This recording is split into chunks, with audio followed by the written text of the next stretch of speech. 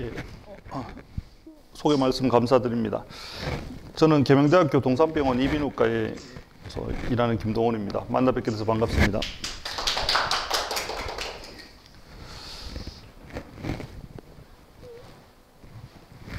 오늘 제가 드릴 말씀은 당신이 나의 백신입니다라는 제목으로 어려운 이웃에 대한 공감과 이타적 실천의 사회화라는 주제로 한번 말씀을 나눠보고 싶습니다. 커뮤니티와 경제에서 이렇게 부족한 저에게 이렇게 말씀을 드릴 수 있는 기회를 주셔서 먼저 감사의 말씀을 드립니다. 제가 이런 큰 주제, 세상에 대한 살림살이에 대해서 말씀을 드릴 만큼 잘 알지 못하고 아는 지식이 별로 없는데 참 이 강연을 부탁받고 참 고민을 많이 했습니다. 그런데 아마 저를 여기 이렇게 불러주신 이유는 제가 지난 2월 말 3월 초 코로나19 현장에 있었기 때문에 현장에서 느꼈던 점들을 좀 같이 소통하고 싶다는 뜻이 아닌가 그런 생각이 들었고, 또 한 가지는 제가 최근에 참 부족하지만 책을 한 권 엮었는데요. 제가 책을 낼 만큼 글을 쓰는 사람이 아닌데 그동안 병원에서 생활하면서 여러분하고 같이 나누고 싶었던 그런 상황마다 좀 기록을 해둔 적이 있었고, 또 뭐 부족하지만 지역 신문에 칼럼도 조금 쓰고 하니까 출판사에서 책을 한번 엮어보면 어떻겠냐 이렇게 말씀을 하셨습니다. 근데 계속 제가 거절했었고, 왜냐하면 지금 이 코로나19도 사실 우리가 무분별한 벌목이나 자연 파괴가 주된 원인으로 지금 지목되고 있는데 별로 읽히지도 않을 책을 만들기 위해서 또 벌목을 해야 되는 그런 어이없는 상황, 또 참 부족한 제가 쓴 책을 사람들이 돈을 주고 사본다는 거에 대해서 제가 참 받아들이기가 힘들어서 계속 거절을 했는데, 어쨌든 그동안 썼던 글에다가 코로나 이야기를 같이 붙여서 한번 소통을 하고 싶었고, 저는 또 제가 의사가 된 지 한 20여 년이 되어 가는데 제 초심을 좀 많이 잃어가고 있어서 책을 엮으면서 제 초심을 좀 찾고 싶은 그런 마음이 있어서 책 제목입니다. 당신이 나의 백신입니다라는, 마치 광고하는 것 같은데요. 그런 건 아니고 우리가 우리 서로에게 좀 백신이 되었으면 좋겠다 그런 뜻으로 제목을 출판사에서 이렇게 정하셨고, 저도 제목이 좋다고 생각을 했습니다. 그럼 좀 두껍고 많이 부족하겠지만 제 말씀을 한번 드려보겠습니다. 중간에 혹시 질문이 있으시면 언제라도 말씀을 해주시면 서로 소통하면서 그렇게 하겠습니다. 커뮤니티와 제가 대구에서 많은 역할을 하시는 건 알고는 있었지만 제가 직접 같이 활동하지 않기 때문에 자세히 몰랐는데 지금 코로나19를 겪으면서 이 두 단어, 커뮤니티와 경제가 정말 중요하구나, 그걸 제가 좀 실감을 하고 있는 상황에서 이 자리에서 말씀을 드릴 수 있게 된 걸 상당히 영광스럽게 생각합니다. 오늘 여기서 여러분들과 함께 나누고 싶은 이야기는 크게 보면 세 가지입니다. 어려운 이웃에 대한 공감과 이타적 실천, 이것은 말이 어렵잖아요. 저는 이렇게 어려운 말 잘 못해서 이거는 정해주신 거고 네. 정해주신 바에 의해서 제가 이렇게 말씀을 드려야 될 것 같아서 이렇게 제일 위로 올려놨고요. 제가 의사로 살면서 느꼈던 것, 공감했던 부분, 또는 아주 미약하지만 뭐 이타적까지는 아니더라도 어려운 환자들에게 제가 좀 도움을 주고자 했던 그런 얘기들을 한번 나눠보겠습니다. 그 다음에는 코로나19가 대구에 남긴 교훈에 대해서 한번 말씀을 드려보고, 마지막으로는 많은 분들이 포스트 코로나 시대를 벌써부터 얘기하시는데 오늘도 확진 환자가 많이 좀 늘었던데요. 지금 현재 틀림없는 포스트 코로나가 아니고 인 코로나 상황이거든요. 그래서 그렇지만 우리가 왜 이 코로나 사태를 맞이했는지 한번 되돌아보지 않으면 앞으로 계속 반복되는 인수공동 감염병의 확산은 반복될 수밖에 없어서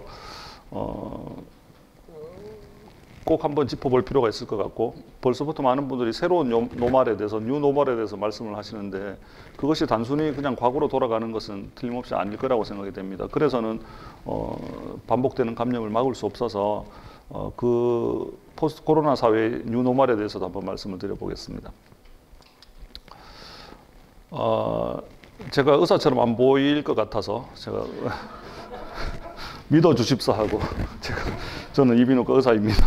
조금 전까지도 진료를 보고 지금 성서에서 달려오느라고 네, 좀 마음이 급했습니다. 어쨌든 저는 오른쪽에 있는 저거를 쓰고 진료를 보는데요. 아이들에게 의사 선생님을 그리라고 하면 대부분 헤드미러라고 합니다.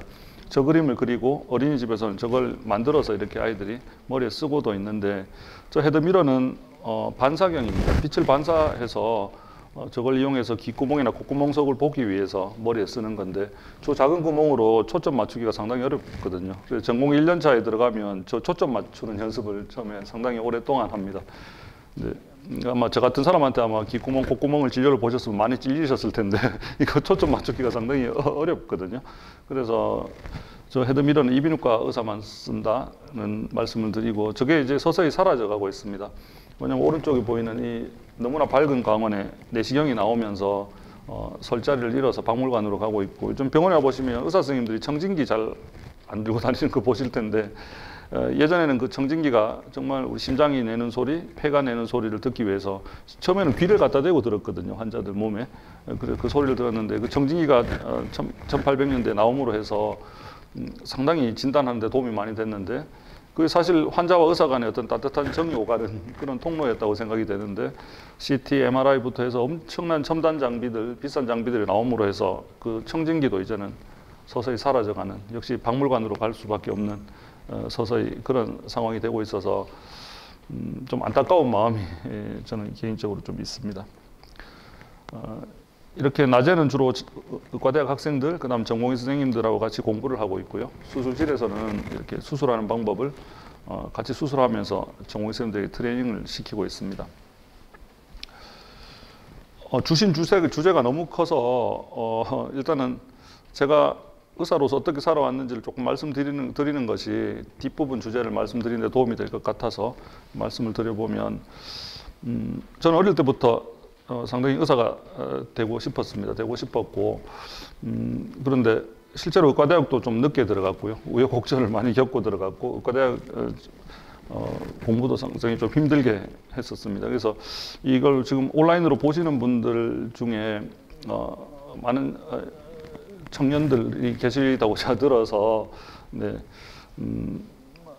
제가 이렇게 지나오고 보니까, 제가 어릴 때부터 누가 장래 희망이 뭐냐고 물으면 항상 의사라고 얘기했거든요. 의사라고 얘기했는데, 그거 좀 안 물어봤으면 좋겠는데, 요새 명절에 만나면 자꾸 이제 젊은 분들한테 뭐 할 거냐, 꿈이 뭐냐 자꾸 물어봐서 좀 별로 안 좋게 보일 때도 있던데, 제가 드리고 싶은 말씀, 제가 의사가 됐다고 지금 말씀을 드리는 것이 아니고, 제가 상당히 우여곡절을 겪어서 의사가 되는 과정에서 그래도 놓지 않았던 것은 제 꿈이라는 말씀을 드리고 싶었고, 근데 다른 일을 해도 항상 원래 생각으로 자꾸 돌아오는 그런 걸 제가 느낄 수 있었거든요. 그래서 많이 힘들고 그런 상황일수록 자기가 맨 처음에 가졌던 꿈을 정말 좀 소중하게 간직할 필요가 있겠다, 그런 생각을 하고 있습니다. TV에 나오는 의사들의 모습은 항상 저런 밝은 모습에 또 연애를 많이 하고, 병원은 너무나 아름다운 곳이고 그렇지만 제가 겪었던 의과대학과 병원의 모습은 그렇지가 않았고 저는 상당히 좀 힘들었습니다. 하루하루 버티는 게 좀 저에게는 상당히 중요한 일이었고, 그래서 드라마를 잘 안 봅니다. 의사들 나오는 드라마를 보면 너무 현실과 동떨어져서 잘 보지 않는데, 그래도 최근에는 또 뭐 스르생이라고 해서 상당히 인기 있었다고 들었습니다. 근데 의과대학을 처음을 들어오면, 의과대학이 일단 기본 6년이잖아요. 6년에다가 인턴 1년에 레지던트 4년을 해야 되거든요. 그리고 군의관을 가면 3년을 복무를 해야 되고, 요즘은 군의관 마치면 또 다시 병원으로 돌아와서 펠로우라는 과정을 또 한 2, 3년 정도 겪게 됩니다. 그러면 20살에 의과대학을 들어와도 제대로 된 의사로 남학생 같으면 좀 활동할 수 있는 게 30대 초중반이 되어야 이제 실제로 환자들 곁으로 갈 수 있거든요. 그러니까 상당히 좀 긴 시간이 필요한 그런 과정이라고 말씀드릴 수 있고, 이거는 이제 응급실에 환자가 처음 도착하면 제일 먼저 인턴 레지던트 선생님들이 달려가야 되죠. 제일 먼저 일단 달려가야 되고, 오른쪽 사진 저는 아닙니다. 저는 아닌데 저는 저런 상황을 많이 겪었는데 뭔가 지금 잘못해서 왼쪽에가 교수님 같고 오른쪽이 전공의 선생님 같은데, 저렇게 좀 강도 높은 트레이닝, 어떨 때는 너무 좀 슬플 만큼 야단도 많이 맞고 그렇게 했던 이유가 이제 결국 생명을 다루는 일을 하다 보니까 실수가 용납이 안 되는 거죠. 이 실수 자체가 환자의 생명하고 직결되니까 그래서 그런 좀 트레이닝 과정을 겪었습니다. 최근에 이 히포크라테스 테스 형이 사실 테스 형이 이번 추석을 테스 형이 거의 장악했는데 테스 형이 두 분이죠. 그 트로트 가수께서 말씀하시는 테스 형은 이 테스 형이 아닌 것 같고 그 테스 형은 주로 대답이 없는데 자꾸만 원래 대답이 없는 분에게 대답을 자꾸 요구하니까 뭐 세상이 왜 이래 그분한테 물어본다고 대답 안 할 것 같은데 자꾸 물어보시던데 그 비슷한 시기에 살았던 테스 형이 히포크라테스가 있습니다. 저희들은 의과대학을 졸업할 때 가운을 이렇게 선배로부터 직접 입혀주시거든요. 새 가운을 아주 반짝반짝 빛나는 각이 잡혀있는 가운을 받고 서서 이 히포크라테스 선서를 합니다. 하는데 이번에 한두 달 동안 엄청나게 뉴스에서 도대체 당신들이 히포크라테스 선서를 하기는 했느냐, 히포크라테스 선서를 알기는 아느냐 그런 얘기를 참 많이 들어서 정말 부끄러웠습니다. 부끄럽고 하여튼 뭐 죄송하다는 말씀 말고 제가 여기서 드릴 수는 없을 것 같고 오늘 주제가 그런 부분이 아니기 때문에 제 생각을 다 말씀드릴 수는 없겠지만 처음 의사가 될 때 모든 걸 떠나서 환자의 생명을 최고로 중요하게 생각하겠다 이렇게 선서를 저희가 하고 있습니다. 그런데 이게 어느 순간부터 좀 이런 정신 그런 것들이 희석되고 의사란 직업이 마치 선망의 대상이긴 한데 국민들로부터는 상당히 비난을 많이 받는 또 의사라는 일을 하는 사람들조차도 자기의 어떤 직업적 정체성에 대해서 좀 명확하게 의식을 하고 있는 사람이 좀 적지 않은가 저부터 이렇게 반성하게 되는 그런 상황입니다. 보시면 그 테스 형이 드디어 나왔죠. 그래서 드디어 등장하셨습니다. 이번에 추석 때 많이 테스 형이라고 많이 했던 그 테스 형께서 소크라테스에게 물어봅니다. 진정한 의사는 돈벌이 하는 사람인가요? 아니면 환자를 돌보는 사람인가요? 이렇게 물었을 때 명확하게 대답을 합니다. 의사란 환자를 돌보는 사람이고 엄밀한 의미에서 의사는 몸을 관리하는 사람이지 절대 돈을 버는 사람이 아니다. 이렇게 얘기하고 있는데 지금 이게 우리 현실에서 의대를 지원하고 의사가 되고자 하는 사람들이 과연 이런 생각을 하고 있는지 또 의과대학에서 지금 학생들 만나고 전공의 선생님들 트레이닝을 하고 있는 저부터 좀 반성해야 되지 않을까 그런 생각을 하고 있습니다. 제가 좋아하는 말은 밑에 있는 말인데요. 인간에 대한 사랑이 있는 곳에 의술에 대한 사랑이 있다. 이렇게 명확하게 얘기하고 있습니다. 많은 선배 의사들이 있는데 저는 롤 모델로 이렇게 생각하는 의사들이 몇 사람 있습니다. 다는 제가 여기 보여드리지 못했고 크게 제가 제 방에 붙어져 있는 사진이 붙어 있는 그런 저의 롤 모델입니다. 롤 모델은 우리말로 본보기상이라고 하던데요. 앞으로 꼭 뭐 의사 보건의료 쪽 일을 하지 않으시더라도 지금 하시는 현장에서도 또 앞으로 어떤 일을 하시더라도 롤 모델이 있는 게 정말 중요하다. 저는 그런 생각을 하거든요. 롤 모델 없이 그냥 사는 거하고 내 마음속에 내가 하는 일에 있어서 내가 했던 일을 먼저 했던 사람 중에 나의 롤 모델이 되는 사람이 있으면 그 사람을 100% 따라가지는 못하더라도 뭐 10의 1이라도 따라가고자 노력하는 과정에서 나의 삶이 조금은 그래도 방향이 정해지고 영 엉뚱한 방향으로 가지 않게 되지 않을까. 그래서 저는 롤 모델이 중요하다고 학생들에게도 항상 롤 모델을 강조하고 있습니다. 다 아시겠지만 울지마 톤즈 이태석 신부님이시죠. 어렵게 의사가 된 다음에 바로 남수단으로 가셔서 남수단의 어린이들 밴드까지 조직해서 음악도 가르치고 환자 돌보시다가 돌아가셨죠. 암으로 돌아가셨습니다. 울지마 톤즈 볼 때마다 저도 눈물이 많이 나는데 저에게는 정말 가장 대표적인 롤 모델 선생님이라고 말씀드릴 수 있겠고 장기래 박사님은 의과대학 교수를 할 수 있었음에도 불구하고 부산으로 많은 분들이 피난 왔을 때 천막을 치고 많은 분들을 치료를 하셨죠. 치료비만 안 받은 게 아니고 갈 때 정말 먹고 살기 힘들어 보이면 가서 뭘 먹을 수 있도록 돈까지 이렇게 주셨다고 하니까 정말 존경하지 않을 수 없고 이종욱 박사님 WHO 사무총장 하시면서 아프리카에 많은 어린이들 그 풍토병을 막기 위해서 정말 헌신적으로 고생을 해주셨습니다. 이런 분들을 롤 모델로 그냥 살고는 있는데 100분의 1도 못 따라가긴 한데 어쨌든 마음속에는 이런 분들을 롤 모델로 저는 생각하고 살고는 있습니다. 부끄럽긴 합니다만. 그래서 지금부터 드릴 말씀은 이거 넣을까 말까 하다가 몇 장 넣었는데요. 왜냐하면 제가 이런 일을 하고 있다고 이렇게 제가 뭐 대단하죠, 아니면 자랑하려고 하는 게 아니고 정말 부끄럽긴 한데 제 책에 이 내용이 나오기 때문에 책 얘기를 하려고 하면 이 얘기를 하지 않을 수가 없어서 제가 지금 낮에는 환자를 보고 병원에서 일하지만 주말이라든지 다른 시간에는 이런 일을 그동안 해왔습니다. 이 말씀을 좀 드릴 텐데 오해 없이 보셨으면 좋겠다, 그런 생각이 있습니다. 먼저 주로 이주노동자 진료소에서 활동을 많이 하는데요. 2006년부터 경산 이주노동자 진료소에서 일요일마다 오후 3시에서 5시까지 무료 진료소를 하고 있습니다. 저 혼자 하는 건 아니고 많은 선생님들이 이렇게 조를 짜서 순번을 정해서 진료를 하고 있습니다. 그러다 보니까 이제 진료소에 아파서 오는 환자들이 주로 미등록 이주 노동자들이거든요. 우리는 그분들을 쉽게 불법 체류자라고 얘기하는데 그렇게 말하면 안 될 것 같고, 사람은 합법 불법이 없거든요. 그분이 불법 체류라고 얘기할 때는 우리가 정한 법으로 그 사람을 불법으로 하는 거지, 그분이 합법인 사람, 불법인 사람으로 나눌 수 있는 건 아니고, 우리나라에서 직장을 옮기면 바로 미등록 이주 노동자가 되어버리거든요. 정해진 직장에서만 일하라는 거죠. 그 직장이 정말 좀 너무 열악하고 또는 생각지도 못했던 그런 거기서 뭐 그런 일을 당하게 되면 직장을 옮기고 싶을 수 있는데, 직장을 옮기게 되면 미등록이 돼버려서 가장 큰 문제는 건강보험에서 탈락되거든요. 그러면 병원에 오시면 의료보험 혜택을 보시니까 치료비가 그렇게 많이 안 드는데, 이 이주 노동자들이 건강보험이 없으면 수술이나 큰 병을 치료받을 때 정말 많은 돈이 들거든요. 연락이 오죠.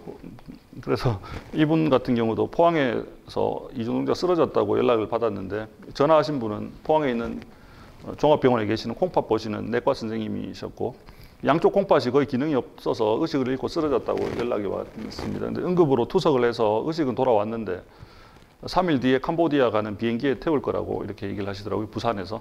그 얘기는 지금 캄보디아 상황이 수도 프놈펜조차도 투석할 수 있는 병원도 거의 한두 개 있을까 말까 하고, 이런 젊은 분은 사실 양쪽 콩팥이 기능이 없으면 이식 수술을 해야 되는데 이식 수술할 수 있는 상황이 못 되거든요. 그렇다는 얘기는 이분도 엄청 가난한 분이고, 그러면 가게 되면 죽으러 가는 거죠, 쉽게 얘기해서. 그래서 무조건 저희 병원에 보내라고 얘기를 했습니다. 그래서 저희 병원에 오셨고, 그래서 뭐 다 말씀을 드릴 수는 없고, 이 젊은 분이 일해서 돈을 벌기 위해서 우리나라에 왔는데 만약에 일주일에 3일씩 혈액 투석을 해야 되면 사장님이 좋아할 리가 없고, 그래서 이식을 할 수밖에 없는데, 사람을 살리려면. 그래서 캄보디아에 알아보니까 형이 있었습니다. 아버지가 먼저 주시려고 했는데, 이식을 해주려고 했는데 아버지는 당뇨가 심해서 안 됐고, 형이 동생을 위해서 콩팥 한 개를 줄 의사가 있었습니다. 그래서 캄보디아에 있는 헤브론 병원이라고 제가 1년에 한 번씩 가는 구제병원이 있습니다. 한국 의사 3명이 가서 세운 병원인데요.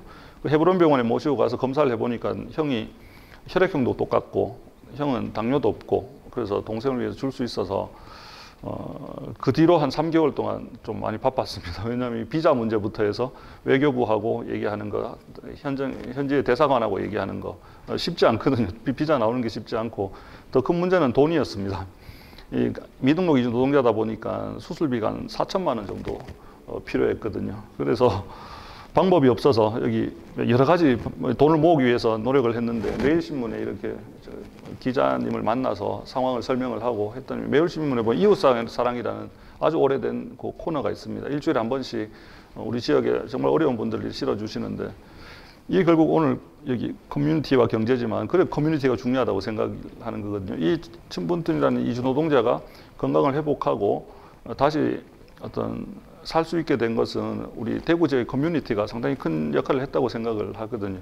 이렇게 1,300만이나 되는 돈을 시민들이 모아주셨고, 대구 지역에 많은 교회들 찾아다니니까 교회에서도 많이 도와주셨고, 그다음에 대구 동산병원, 그다음에 대구려원이 또 공공병원으로서 큰 역할을 해주셔서 결국 수술에 성공을 했고, 형은 지금 돌아가서 툭툭이라고 아시죠? 동남아 가보면 이렇게 오토바이 발통 3개 달린 거 툭툭이 몰고 관광객들 실어 나르면서 하루에 몇 달러씩 벌고 있고, 동생은 포항에 있는 자동차 부품 공장에서 지금 열심히 일하고 있습니다. 그래서 이 이분 사례를 말씀드리는 것은 뭐 여러 가지 이유가 있지만 우리 커뮤니티 안에서 이렇게 같이 살아가는 사람들인데 이런 분들이 건강권을 보장받지 못하는 아까 대표적인 게 건강보험 문제잖아요. 그래서 그런 것들에게 우리가 좀 관심을 갖고 좀 지켜볼 필요가 있고 도와줄 수 있으면 좀 도와줬으면 좋겠다.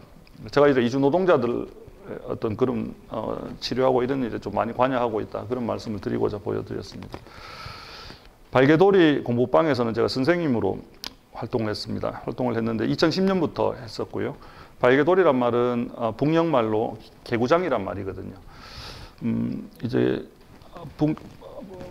거기 한국으로 오시면 이렇게 정착하시는 동네가 좀 있거든요. 있는데 저희 동네에 가까이 있었는데 보니까 학생들이 학교를 마치고 자기들끼리 이렇게 운동장에 모여서 놀고 이래서 우리 학생들은 좀 학원 가고 뭐 이러잖아요. 과외 받고 이런데 그래서 안 되겠다 싶어서 상인동에 저렇게 한 50평 되는 공간을 마련했고 북한 이주민지원센터에서 공부방을 만들었고 저는 거기 운영위원장을 맡아서 그냥 학생들을 숙제도 봐줘야 될 것 같고 그 다음에 우선은 오면 중국말은 애들이 좀 하는데 한국말 잘 못했거든요. 그래서 말을 가르쳐야 될 것 같고 그 다음 국영수 과목을 또 어차피 학교에서 많이 뒤처지면 애들이 자존감이 떨어지니까 국영수 과목을 가르쳐야 됐고 그 다음에 오카리나나 이런 예체능도 하고 그 이제 과대학 간호대학 학생들이 와서 자원봉사로 또 과외 하듯이 국영수도 많이 좀 가르쳐주고 했었습니다.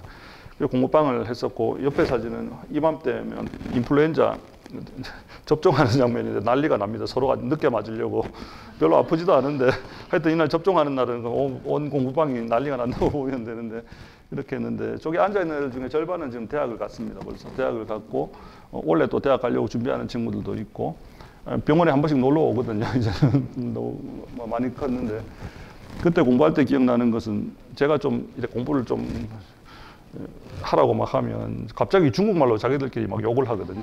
느낌이 오죠. 욕하는 게 느낌이 오는데 방금 선생님 욕했지 물으면 욕했대요. 그런데 또 중국말로 막 하니까 제가 중국말을 못하니까 이 무슨 소리 하는지 잘 모르겠다 그런 생각이 들었는데 처음에 이렇게 한국말도 잘 못했던 친구들이 벌써 대학을 가고 지금은 발개돌이 공부방이 상인동에 있었는데 지금 만경관 여기 얼마 안 되죠. 여기서 걸어가면 5분도 안 되는 거리에 시내로 옮겨서 발개돌이 학교로 2018년부터는 발개돌이 학교를 개편을 해서 대구 지역 전체 북녘을 이탈했는 주민들의 자녀들을 위해서 여러 가지 일들을 하고 있습니다.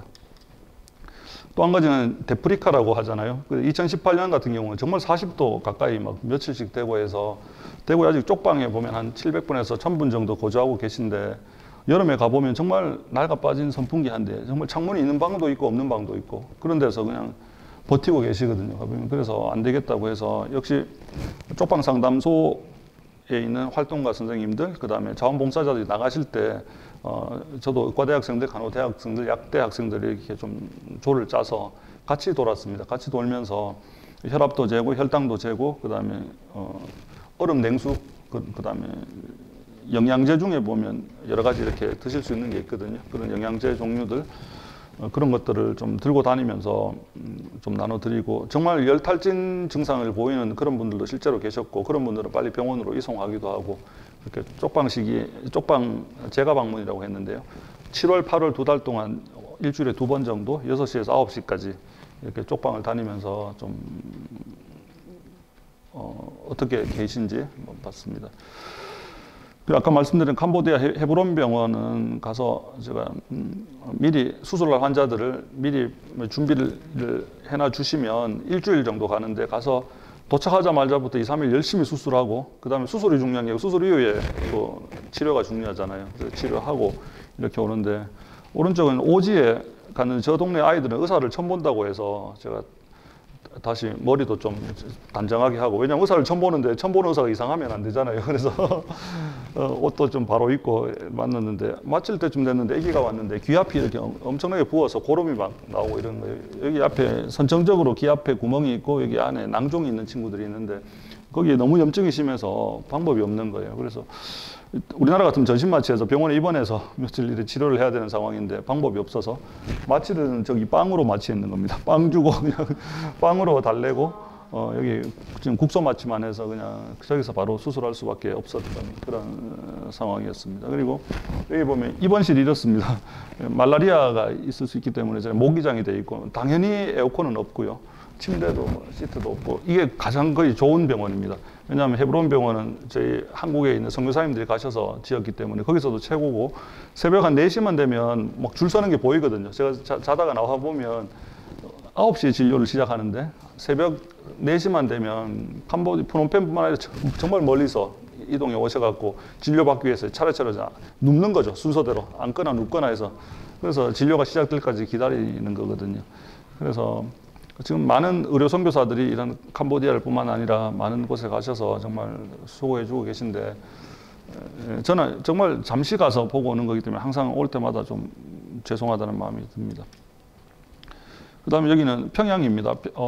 제가 어린이약품 지원본부에 오랫동안 활동을 하고 있고 그래서 만경대 어린이병원은 평양 안에 있는 만경대 지역에 어린이 종합병원을 지었습니다. 한 50병상 정도 규모고 산부인과, 이비인후과, 뭐 소아청소년과 이런 거 다 있고요. 병원을 짓기 전에 처음에 저렇게 설계를 하고 골조 공사를 할 때 직접 가서 현장을 한번 보고 왔고 그 이후에는 이비인후과 진료에 제가 사실 이 병원의 남쪽 과장으로 돼 있거든요. 제가 우리 병원에서는 저기 끝이지만 여기 가면 과장인데 사람들 뭐 야 그래 나도 과장이라고 얘기하긴 하는데 북녘 과장이 있고 남쪽에 제가 형식적으로 과장으로 돼 있는데 좀 우리가 교류가 많았으면 정말 많은 교류를 하면서 이게 건물만 지어주는 게 중요한 것이 아니고 서로 간에 그런 그 이후의 교류가 더 중요했는데 상당히 오랜 기간 지금 서로 오갈 수가 없는 상황이어서 좀 안타까웠습니다. 그래서 물자만 계속 저렇게 인천에서 중국 배에 실으면 물자는 갈 수 있거든요. 그래서 진료에 필요한 물자들은 계속 보내주고 있습니다. 여기는 2018년에 남북 정상회담이 있고 잠깐 분위기 좋아졌을 때 대표단이 가서 이건 SBS에서 찍은 사진인데요. 저 병원입니다. 바로 뒤에 보이는 공사하던 건물이 만경대 어린이병원이거든요. 저기 다녀오신 분들이 있었는데 많은 어린이들이 치료를 잘 받고 있다고 해서 저도 좀 언젠가 분위기가 좀 좋아지면 꼭 가고 싶고 그때 가서 만났던 애들이 이미 많이 컸을 텐데 그 북녘 아이들을 좀 보고 싶습니다. 이런 일들을 제가 그동안 많지는 않지만 조금씩 해왔다는 말씀 그 내용이 책에 다 있습니다. 그래서 책 설명을 드리는 대신에 슬라이드로 제가 대신 말씀을 드렸고 그러고 있던 차에 이제 대구에 2월 18일 날 코로나19 첫 확진 환자가 나오고 갑자기 기하급수적으로 환자가 막 늘어났거든요. 사실 저는 뭐 진료 보고 있었고 수술하고 있었고 제 연구실에서 앉아 있으면 되는데 앉아 있어 보니까 이게 정말 그냥 앉아 있을 수가 없는 거예요. 왜냐하면 대구에 의사들이 정말 부족하다고 막 소리가 들리는데 내 원체 거기 앉아 있을 수는 없었고 그래서 다녀봤죠.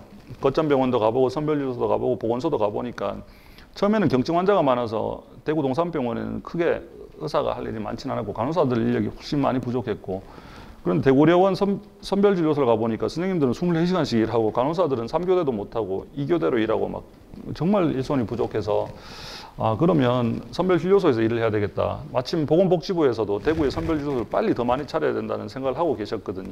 그래서 서로 그 생각이 잘 맞아서 오른쪽에 있는 게 달서구 임시 선별진료소입니다. 저기서 3월 2일부터 저희들이 한 달 이상 코로나19 선별진료소를 운영을 했습니다. 인도주의 실천 의사협의회에 제가 소속이 되어 있는데요. 거기 홈페이지에 글을 제가 올렸거든요. 자, 이 대구 상황이 이렇고 이제 하는데 저는 부스를 4개를 만들었거든요. 한 군데에. 그러면 진료할 의사들이 많이 필요한데 올리면서 걱정은 야, 이거 아무도 지원을 안 하면 어떡하지? 혼자 갈 수도 없는 노릇이고 그런데 하루 만에 한 20여 명이 넘는 전국에 있는 인이업 선생님들이 진료를 하겠다고 이렇게 올려주셨고 거기는 서울의 안과병원에 봉직하고 있는 선생님이 2주간 휴가를 내고 내려오시기도 하고 부산 서면에 개원하고 있는 가정의학과 선생님은 본인 병원 문을 닫고 이렇게 대구로 올라오시기도 했고 새내기 의사도 있었고 그 다음에 정년퇴임을 앞둔 원로 교수님도 서울에서 내려오시고 그랬습니다. 정말 제가 감동을 받을 정도로 많은 분들이 현장으로 달려오셨고 오른쪽 사진은 52병동 대구 동산병원 격리병동 안입니다. 그래서 제가 선별진료소 일을 하고 있는데 제가 평상시에 친하게 지내는 많은 간호사들이 차출이 돼서 대구 동산병원에 가 있었거든요. 처음에는 자원자들이 많이 없었기 때문에 대구에 있는 간호사들이 차출돼서 많이 갈 수밖에 없는 상황이었는데 너무 힘들어서 막 운다고 하시는 거예요. 그래서 코로나19 때문에 죽는 것이 아니고 과로로 죽겠다고 막 얘기를 하고 하셔서 직접 가보니까 정말 저기 한 60여 명 이상의 확진자가 입원해 있는데 간호사 4분이서 돌보고 계셨고, 그냥 돌보는 게 아니고 저 방호복을 입고 마스크를 끼고 고글을 쓰고 하는 거잖아요. 훨씬 더 힘든 상황에서 환자는 훨씬 더 많이 보고 있는 상황이었고, 마치면 또 영안실 옆에 있는 영안실에 가보시면 온돌방 비슷한 거 있잖아요. 거기서 주무시고 그러는 거예요. 도시락은 차가운 도시락 드시고 계시고, 정말 보고 있으니까 안타깝고, 그래서 병원장님 찾아가서 말씀을 드렸죠. 제가 의사긴 하지만 지금 간호 인력이 너무 부족해서 너무 힘드니까 제가 저 병동에 들어가서 간호사 선생님들을 좀 돕겠다 이렇게 말씀을 드렸습니다. 그래서 3월 10일부터 한 달 이상 화요일, 토요일, 일요일은 저기 병동에 들어가서 저기 중환자실 바로 앞에 있는 병동이거든요. 그래서 간호사 선생님들을 도왔습니다. 의사가 법적으로는 간호사 일을 다 할 수 있지만 의사가 간호사 일을 다 잘 할 수는 없거든요. 뭐 주사 맞아 보시면 앞으로 의사한테 맞는 것보다 간호사한테 맞는 것이 훨씬 덜 아프실 수 있는데 그래서 제가 주로 했던 거는 배식이었습니다. 배식이 상당히 군대에서 배식 중요하죠. 군대 다녀오신 분도 아실 텐데 제가 군대 축구 얘기하려고 하는 건 아니고 군대 배식 얘기를 하려고 하는데 군대에서 작전은 실패해도 용서가 되는데 배식에 실패하면 용서가 절대 안 되죠. 그런 것처럼 저기도 배식이 중요한 게 죽과 밥이 있는데 죽과 밥을 잘못 나눠드리면 나중에 맞지 않거든요. 그래서 제가 저 배식을 하는 동안 간호사 4분은 다른 일을 할 수 있으니까 참 좋았고, 나중에 다른 간호사께서도 그게 좋았다고 말씀을 하시던데 나중에 저한테 명품 배식이라는 말을 하셨거든요. 한 번도 안 틀렸다. 예, 그래서 배식을 했는데 저 배식을 마치고 나면 막 덥거든요. 숨을 잘 못, 순간적으로 정신이 몽롱해지거든요. 왜냐하면 N95 마스크를 끼고 막 열심히 배식을 하고 나면 정신이 좀 이렇게 몽롱해지면 간호사 한 분이 항상 갖다 주는 게 있었는데, 여러분들 되게 냉동실에 있는 아이스팩 있잖아요. 아이스팩을 2개 주시면 한 개는 머리에 이고 한 개는 가슴에 안고 있거든요. 그렇게 한 10분 정도 있으면 정신이 좀 돌아옵니다. 그렇게 안에서 근무를 했었습니다. 그래서 많은 분들이 그거 왜 갔느냐, 최전선에. 오라고 하지도 않는데.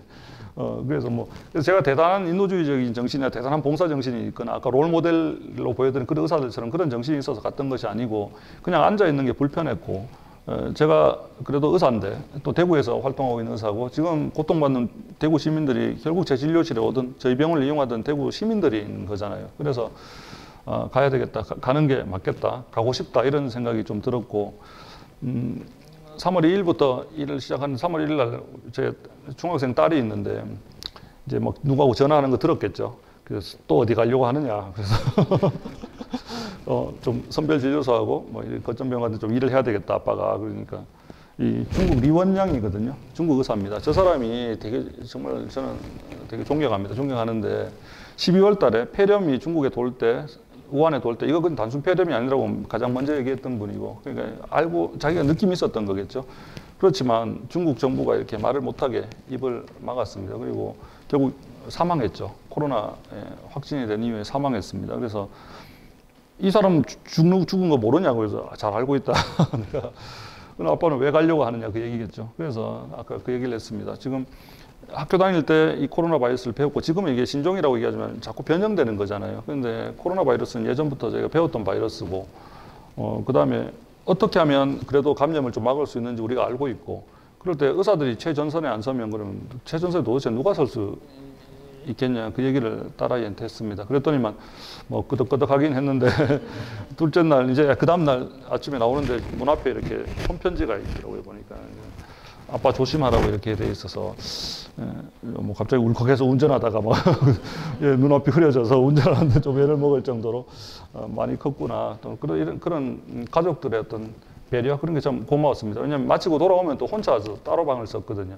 방호복을 입고 하지만 그래도 저는 감염돼도 되지만 가족들이 감염되면 안 되잖아요. 그래서 뭐 크지도 않은 집에서 방을 좀 따로 썼고, 사회적 거리두기를 하는 동시에 이제 가족 간 거리두기도 해야 되니까 조금 힘들었습니다. 그 말씀을 드리고, 지금부터 드리고 싶은 말씀은 우리가 메르스 때 교훈을 좀 살린 부분도 있고 또는 메르스 교훈을 살리지 못해서 이번에 상당히 좀 힘들었던 그런 부분도 있거든요. 그래서 코로나19가 저희에게 주는 교훈을 잘 살려야지 앞으로 다른 감염병이 확산될 때 잘 대비할 수 있을 것 같아서 그 말씀을 좀 드리겠습니다. 지금 뭐 여기 최근에도 또 월스트리트 저널하고 뭐 대서 특필을 하죠. 한국이 대단하다 방역에 있어서. 워싱턴 포스트도 얘기하고 최근에 전 세계 국가들을 상대로 순위를 매겼던데 우리나라가 3등 했더라고요. 방역에 있어서. 저는 상당히 어깨에 힘을 줘도 되고 상당히 자부심을 느껴도 된다고 생각합니다. 저는 개인적으로 상당히 우리나라가 방역을 잘하고 있다고 생각을 하거든요. 특히 잘했던 거는 지금 병원에 문병 와 보시면 문병이 잘 안 되죠. 시간을 딱 정해놨는데 그거 메르스 때 교훈으로 그렇게 된 거고, 이번에 중국에서 바이러스 정보를 받아서 우리가 바이러스를 분석한 다음에 바로 키트를 긴급 승인을 정부에서 해줬거든요. 그래서 엄청나게 많은 진단 키트를 만들었기 때문에 신속하게 진단이 될 수 있었던 게 상당히 중요한 요소였고, 메르스 때는 우리가 의사들조차도 어느 병원에 환자가 있는지 어떻게 지금 전파되고 있는지 잘 몰랐거든요. 투명하게 정보가 공개가 되지 않았는데 이번에는 아침 저녁으로 공무원들께서 노란색 잠바 입고 나오셔서 막 계속 얘기해 주시잖아요. 좀 과도하게 하는 게 아닌가, 오히려 공포를 좀 조장하는 게 아닌가 싶었는데 지나고 나서 생각해 보니까 우리 국민들 의식 수준이 상당히 높기 때문에 오히려 그렇게 정보를 투명하게 공개해 주시는 게 개인 방역에 철저히 할 수 있었고 여러 가지로 방역에 도움이 됐다고 생각이 되거든요. 그런 부분들은 상당히 점수를 높게 받을 수 있고 코로나를 대하는 데 있어서 메르스의 교훈을 잘 살린 건데, 치료에 있어서는 사실 메르스 때 교훈을 제대로 못 살린 것 같거든요. 메르스 이후에도 가장 많이 나왔던 얘기가 공공병원을 지어야 된다, 이대로는 안 된다, 공공의료에 일하는 인력을 많이 확보해야 된다, 그런 얘기를 했는데 실상 오히려 공공병상은 오히려 조금 줄어들었고 그래서 이번에 더 큰 고통을 겪지 않았나 그런 생각이 듭니다. 2월 18일 날 대구에 첫 확진 환자가 나왔거든요. 간호사 한 분이 오시더니만 저희 병원 응급실이 폐쇄됐다고 얘기해서 드디어 대구에도 올 것이 왔구나 이래 생각을 했습니다. 우리나라에 1월 20일 날 첫 확진 환자가 나오고 대구에 환자가 잘 안 나오니까 뭐 청정구역이라고 막 그렇게 얘기를 했는데 의사들 입장에서는 언젠가는 올 거라고 생각을 했거든요. 이 바이러스는 막는다고 막히는 게 아니기 때문에 지금 200개 이상의 국가에 코로나가 갔잖아요. 그러면 처음에 중국 봉쇄 안 한다고 막 정부를 비난하는 분들이 있었는데 그게 그렇게 봉쇄한다고 해서 바이러스를 막을 수 있는 것 아니거든요. 많은 나라들, 유럽의 국가들 중에 처음부터 봉쇄했던 나라들 지금 우리나라보다 훨씬 더 환자가 많잖아요, 보면. 그때 스페인 독감 때도 그때는 지금은 중국하고 우리가 하루에 100편 이상의 항공기가 오가지만 스페인 독감 유행했을 때는 그렇게 교류가 없는데도 불구하고 전 세계로 확 퍼지는데 그래 오래 안 걸렸거든요. 그게 바이러스의 특징이라서 올 것이 왔구나 이렇게 생각을 했습니다. 그런데 좀 안타까웠던 것은 그날 저녁이 되니까 대구 지역 대학병원 5곳 중에 4곳이 폐쇄가 돼버렸거든요. 코로나19도 중요한 병이지만 사실은 심내혈관계 질환이나 중증 외상 같으면 골든타임이 있잖아요. 빨리 오면 살 수 있는데 이렇게 병원이 다 폐쇄돼 버리면 그런 환자들이 갈 병원이 없어지는 상황이라서 이거 정말 심각하다 그런 생각을 했습니다.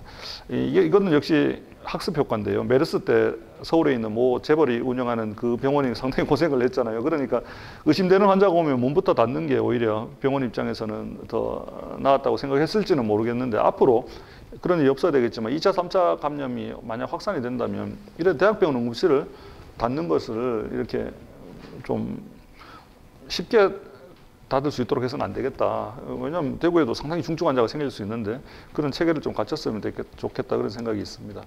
첫날 1명 생겼고 그 다음 날 10명 발생했고 그 다음 23명, 50명, 70명 이렇게 확진 환자가 늘어나더니만 2월 29일이 되니까 741명이 확진이 됐거든요.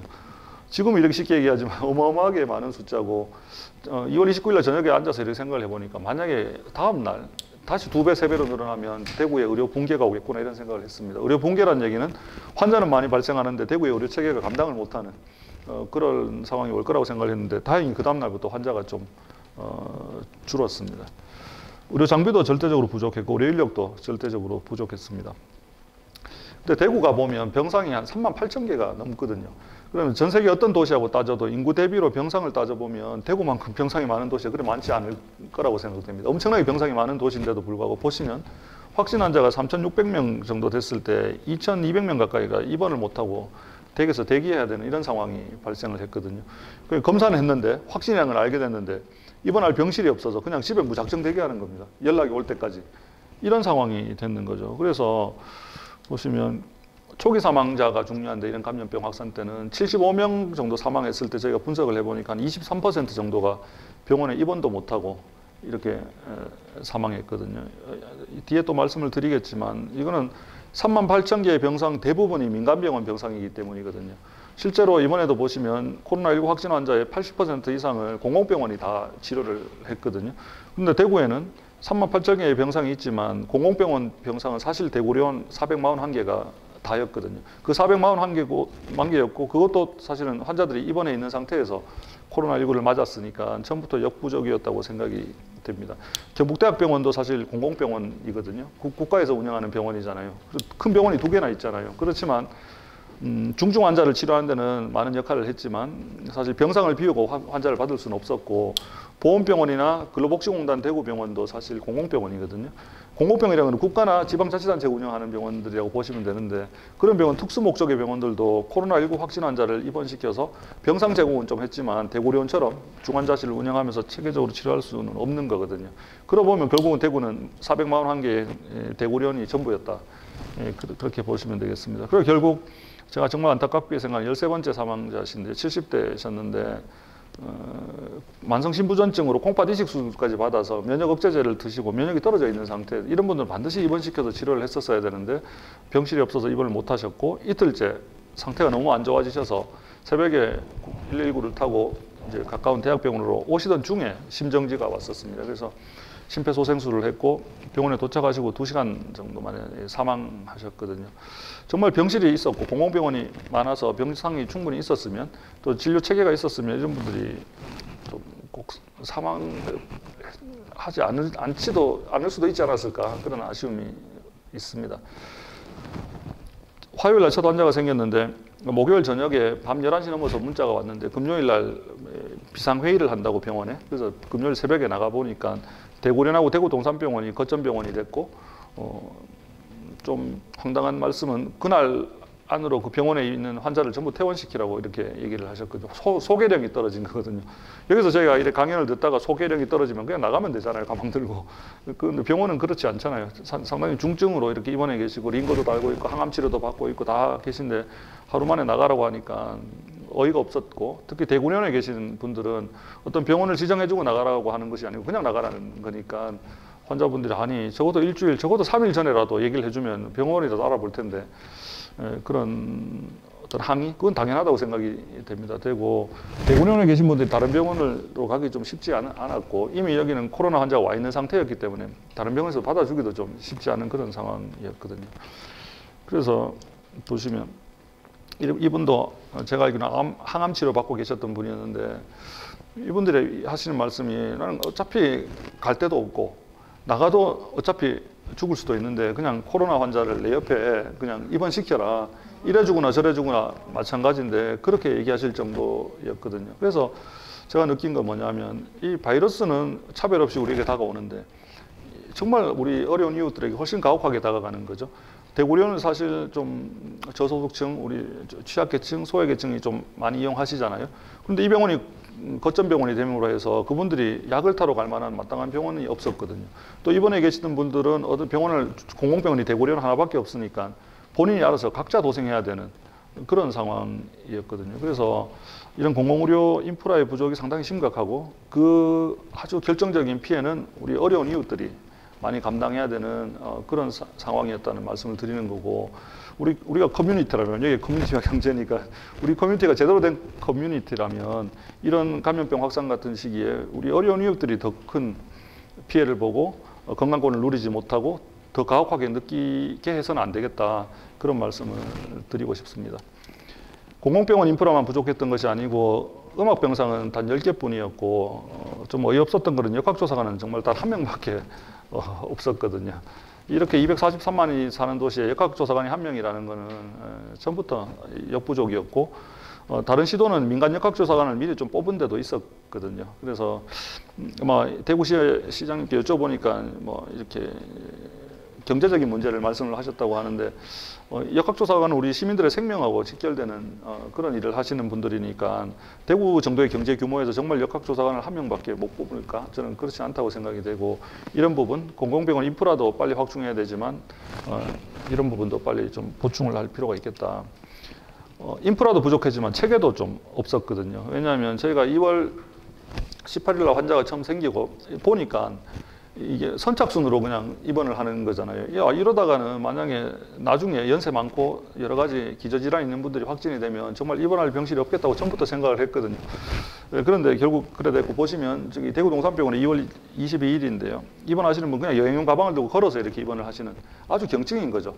처음에는 사실 의학적인 처치가 별로 필요 없는 분도 상당히 많이 있었거든요. 그냥 마스크만 끼고 병원에서 2번 음성이 나올 때까지만 기다려야 되는 그런 상황인 분이 많았고 여기 보시면 정말 연세도 많고 여러 가지 기저질환이 있는 분인데 이게 서울 서남병원이지 싶은데요. 이렇게 서울에 있는 공공병원으로까지 이송돼야 되는 그런 상황이었거든요. 이거는 체계가 없었던 거죠. 증상의 중증도에 따라서 어떤 환자는 입원을 시키고 그랬어야 되는데 그게 안 됐고 생활치료센터도 결국은 3월 2일 지나서야 이제 시작이 돼서 그 이후에는 조금 나아졌거든요. 그런 체계가 처음부터 좀 있었으면 좋았겠다 그런 아쉬움이 지금 돌아보면 있고 유엽군인데요. 많은 뉴스에서 많이 보셨겠지만 그때는 마스크를 약국에서 샀잖아요. 마스크를 사러 갔는데 이제 추적추적 비가 내리고 좀 그런 날이었는데 그 다음부터 열이 나는 거죠. 40도 가까이 열이 나서 병원을 안 갔던 것도 아니고 가까이 있는 국민안심병원을 갔거든요. 갔는데 그 병원에서는 아마 코로나가 의심이 되니까 병원에 입원을 시키거나 그러지는 못했고 본인 아버지 차에서 링거를 맞고 그랬다고 하잖아요. 약만 좀 받고 그런데 상태가 갑자기 나빠져서 결국 큰 병원, 대학병원으로 이송이 됐는데 사망했습니다. 그래서 결국은 코로나가 아니었죠, 이 환자가. 그래서 어떤 체계도 없었냐 하면 코로나 같은 감염병이 확산될 때 그 감염병이 아닌 환자를 어떻게 치료할 거에 대한 체계도 미리 갖춰지지 않았기 때문에 이걸 2차 피해라고 볼 수 있는데요. 유엽군 말고도 아마 시민들 중에도 많은 얘기를 제가 들었는데 병원에 열이 조금 나면 병원에 갔지만 제대로 치료를 못 받고 그런 경우가 많았었죠. 그래서 1339 전화해도 명확한 답을 잘 못 듣고 보건소는 전화하면 통화가 잘 안 되고 막 그런 것들. 그래서 앞으로 이런 감염병 확산은 반복된다고 하는데 그럴 때 그 감염병 말고 다른 질환 환자가 훨씬 더 많을 텐데 그 환자들을 어떻게 치료할 건가에 대한 체계도 좀 갖췄으면 좋겠다. 그런 말씀을 드립니다. 그 다음에 이거는 우리가 스스로 한번 돌아봤으면 좋겠는데요. 이번에 코로나19 1차 대유행을 거치면서 우리 사회의 혐오, 차별, 편견, 낙인, 서로 미워하는 마음, 그 다음에 우리 소외계층들의 어떤 건강 불평등 이런 것들이 상당히 많이 좀 드러나는 그런 상황들이 있었습니다. 같이 한번 보시면 WHO에서는 2015년부터 어떤 새로운 신종병 병명을 붙일 때 이런 특정 지역 이름을 붙이지 말라고 권고하고 있거든요. 왜냐하면 그 지역 이름을 붙이면 혐오감이 들죠. 그 지역 앞으로도 계속. 그런데 그래서 공식 명칭을 얘기를 해줬죠. 이 병은 신종 코로나 바이러스 감염증입니다. 줄여서 얘기할 때는 그냥 코로나19 이렇게 명확하게 얘기를 1월 달에 이미 얘기를 해줬는데도 불구하고 일부 지역에서는 끝까지 우한폐렴, 지금도 우한폐렴이라고 얘기하는 데가 있거든요. 왜 그런지 잘 모르겠으나 어쨌든 일부 언론도 아직도 우한폐렴이라고 얘기를 합니다.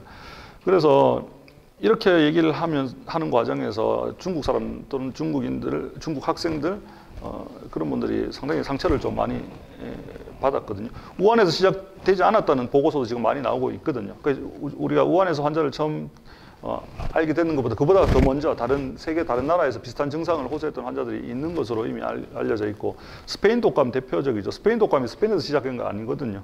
지금 아주 미국 캔자스에서 시작했다는 게 거의 정설처럼 되어 있는데 우한에서 시작된 것도 아닌데도 불구하고 우한폐렴이라고 부르는 것은 맞지 않죠. 그래서 시노포비아라고 중국을 혐오하고 싫어하는 마음 이런 것들 그다음에 어떤 식당에 앞에 중국이 들어오지도 못하게 이렇게 하고 제가 있는 대학에는 중국 유학생들이 많은데 자취방을 구하기도 좀 힘들었다는 그런 얘기를 들었거든요.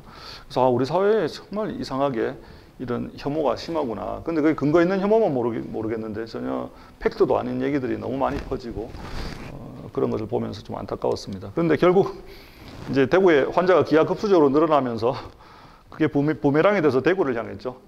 대구에 오는 사람이 없었습니다. 일단 대기업부터 출장을 못 가게 했죠. 못 가게 했고 그다음에 대구 폐렴이라고 뭐 불러서 시장님이 대구 폐렴이라고 부르지 마세요 이렇게 얘기를 해야 되는 그런 상황이었죠. 그래서 심지어는 근거도 없는 이제 대구 봉쇄 얘기까지 나왔고 대구 환자들은 서울병원에 예약이 되지 않았고 친척이 돌아가서 문상을 가려고 하면 어떠냐면 대구 사람들 못 오게 하는 거죠. 대구에서 코로나 검사를 해서 음성이라는 게 확인이 돼야 문상을 갈 수 있는 그런 걸 대구 사람들이 겪으면서 엄청나게 많은 상처를 받을 수밖에 없었거든요. 그런데 아까 막 중국 봉쇄 안 한다고 막 핏대를 세웠던 제 가까이 있는 분이 대구를 봉쇄한단 말이야 그러면서 또 핏대를 높이시는 거예요. 그래서 아니 여쭤봤죠. 중국은 봉쇄해야 되고 왜 대구는 봉쇄하면 안 되느냐.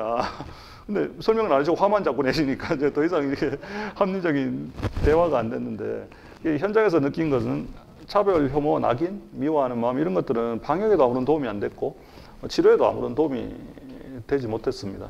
그걸 제가 느꼈다는 말씀을 드리는 거고 이 건강권이라는 것은 사실 인권 중에 상당히 중요한 거죠. 건강권은 건강해야 되는 권리만을 얘기하는 건 아니고 어떠한 상황에서도 내가 아주 필수적인 의료 서비스를 받을 수 있는 권리에다가 건강하게 살 수 있는 조건에 대한 권리도 있거든요. 쪽방 주민들이 건강하게 살 수 있는 권리를 조건을 만들어 줘야 되는 의무가 국가와 지방자치단체에 있는 거거든요. 근데 우리 그런 데 너무 무관심하죠. 그래서 이번에 코로나 때 그런 우리 소외계층, 취약계층들이 상당히 큰 건강 불평등을 겪을 수밖에 없었다. 그 말씀을 드리는 겁니다. 이주 노동자분들은 아까 말씀드린 대로 직장을 옮기게 되면 건강보험에서 탈락이 되는데 그런 건강보험증이 없음으로 해서 공적 마스크를 살 수도 없었거든요. 어이가 없는 거죠. 내 돈 주고 내가 사겠다고 하는데도 당신은 건강보험이 없으니까 마스크를 살 자격이 안 된다고 얘기했던 거죠. 그래서 저희가 직접 마스크를 나눠줘야 되는 그런 상황이었고 이런 삐링삐링 많이 오죠. 핸드폰에 이제 좀 그만 왔으면 좋겠다 싶은 정도 많이 오는데 전부 무슨 한글로 오잖아요. 이분 한글 말씀은 이렇게 좀 하지만 한글 못 읽는 분들이 상당히 많은데 그러면 그런 지금 코로나가 어떻게 확산이 되고 있고 대구 지역에서는 어떻게 해야 되고 이런 것들을 여러 나라 말로 번역을 해서 좀 주면 제일 좋고 그렇지 않으면 영어로라도 서비스가 돼야 되는데 그냥 한국말로만 계속 오는 거죠. 그래서 결국 센터에서 이렇게 지금 코로나에 대한 설명, 개인 방역은 어떻게 해야 된다는 것을 여러 나라 스리랑카, 네팔, 캄보디아 말로 다 번역을 해서 이렇게 배포했어야 되는 그런 상황이었습니다. 2월 말 3월 초에 이제 전화 많이 받았는데요. 장애인 인권 단체에서 연락을 많이 주셨는데 좀 확진자가 나오기 시작했습니다. 장애인 분들 중에. 그런데 우리 장애인들께서는 확진이 되거나 자가 격리를 하시게 되면 도와줄 분이 반드시 필요하시잖아요. 또 병동도 사실 장애인 분들께서 이용하실 수 있는 병동이 따로 좀 마련되어 있어야 되거든요.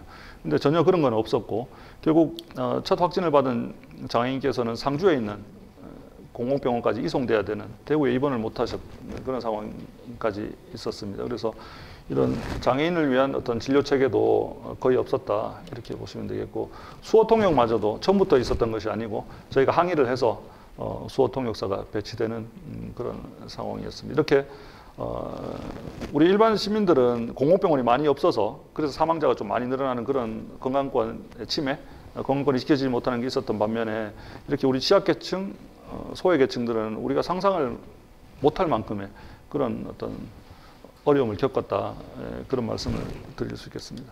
그렇다면 코로나19 이제 대유행을 지금 극복하고 있는 중인데 완전히 극복한 건 아니지만 그 원동력은 무엇이었을까 제가 그 말씀을 좀 드리고 싶습니다. 혐오, 차별, 낙인 또는 아까 말씀 불평등 그런 것은 당연히 아닐 거고 여기 지금 커뮤니티니까요. 커뮤니티와 경제에 와서 말씀을 드리니까 공동체의 어떤 따뜻한 연대 그것만이 우리가 이 어려운 상황을 극복할 수 있는 원동력이었다고 말씀을 드리고 가장 먼저 시민의식입니다. 마스크 대구 시민들만큼 잘 차시는 분들 제가 잘 착용하시는 분들 잘 없는 것 같고 이게 2월 22일 토요일 오후 2시 동성로입니다. 동성로 가보셨잖아요. 가까이 있는데 유동인구가 주말에 50만 명이 넘는다는데 사람을 찾기가 힘들었습니다. 이 정도로 사회적 거리두기를 잘 해주셔서 대구가 위기를 좀 극복할 수 있지 않았나 그런 생각이 들고 또 무엇보다도 전국에서 달려와 주신 한 2,500명이 넘는 의료인들의 헌신이 있었기 때문에 저희가 위기를 극복할 수 있었습니다. 동대구역에 아무도 안 내릴 때 동대구에 내리는 분들이 이렇게 의료인들이었거든요. 아까 말씀드렸듯이 이렇게 정년이 1년 나면 서울대 보건대학원장에서 백도민 교수님까지 이렇게 전화 주시고 대구에 의사가 많이 부족하다고 하는데 나라도 가서 돕겠다고 하셔서 오셔서 하루 종일 검체 채취하시고 이렇게 가셨거든요. 오른쪽은 뭐냐면 방호복을 입고 고글을 쓰고 N95 마스크를 끼면 옆에 사람이 누군지 잘 안 보이거든요. 예. 그래서 막 춤추는 사람도 있었습니다. 왜냐하면 내가 춤춰도 내가 춤춰도 누군지 모르니까. 그래서 오후 4시가 되면 좀 이게 드라이브 스루 형식이었는데 차량이 좀 끊길 때가 있거든요, 잠시. 그러면 이제 뭐 거기서 방호복 댄스라고 한 번도 못 보셨을 텐데. 왜 어떻게 저렇게 출까 싶은데 가장 중요한 거는 모른다는 거. 누군지. 그런데 사실 그래서 아침에 저기 등에다가 누구라고 이름을 써주면 소통은 되게 중요하거든요. 그러니까 별명을 주로 적어주죠. 별명을 적어주고, 네. 원래는 제 사진이 있었는데 아침에 사진을 바꿨는데, 왜냐하면 제 등짝에 좀 적혀 있는 게 여러분들이 들으시면 이 강연이 진행이 안 될 것 같아서 공유라고 적혀 있었거든요. 그래서 왜냐하면 제가 이게 머리 스타일이 좀 공유 같아서 그래서 역시 분위기가 안 좋군요.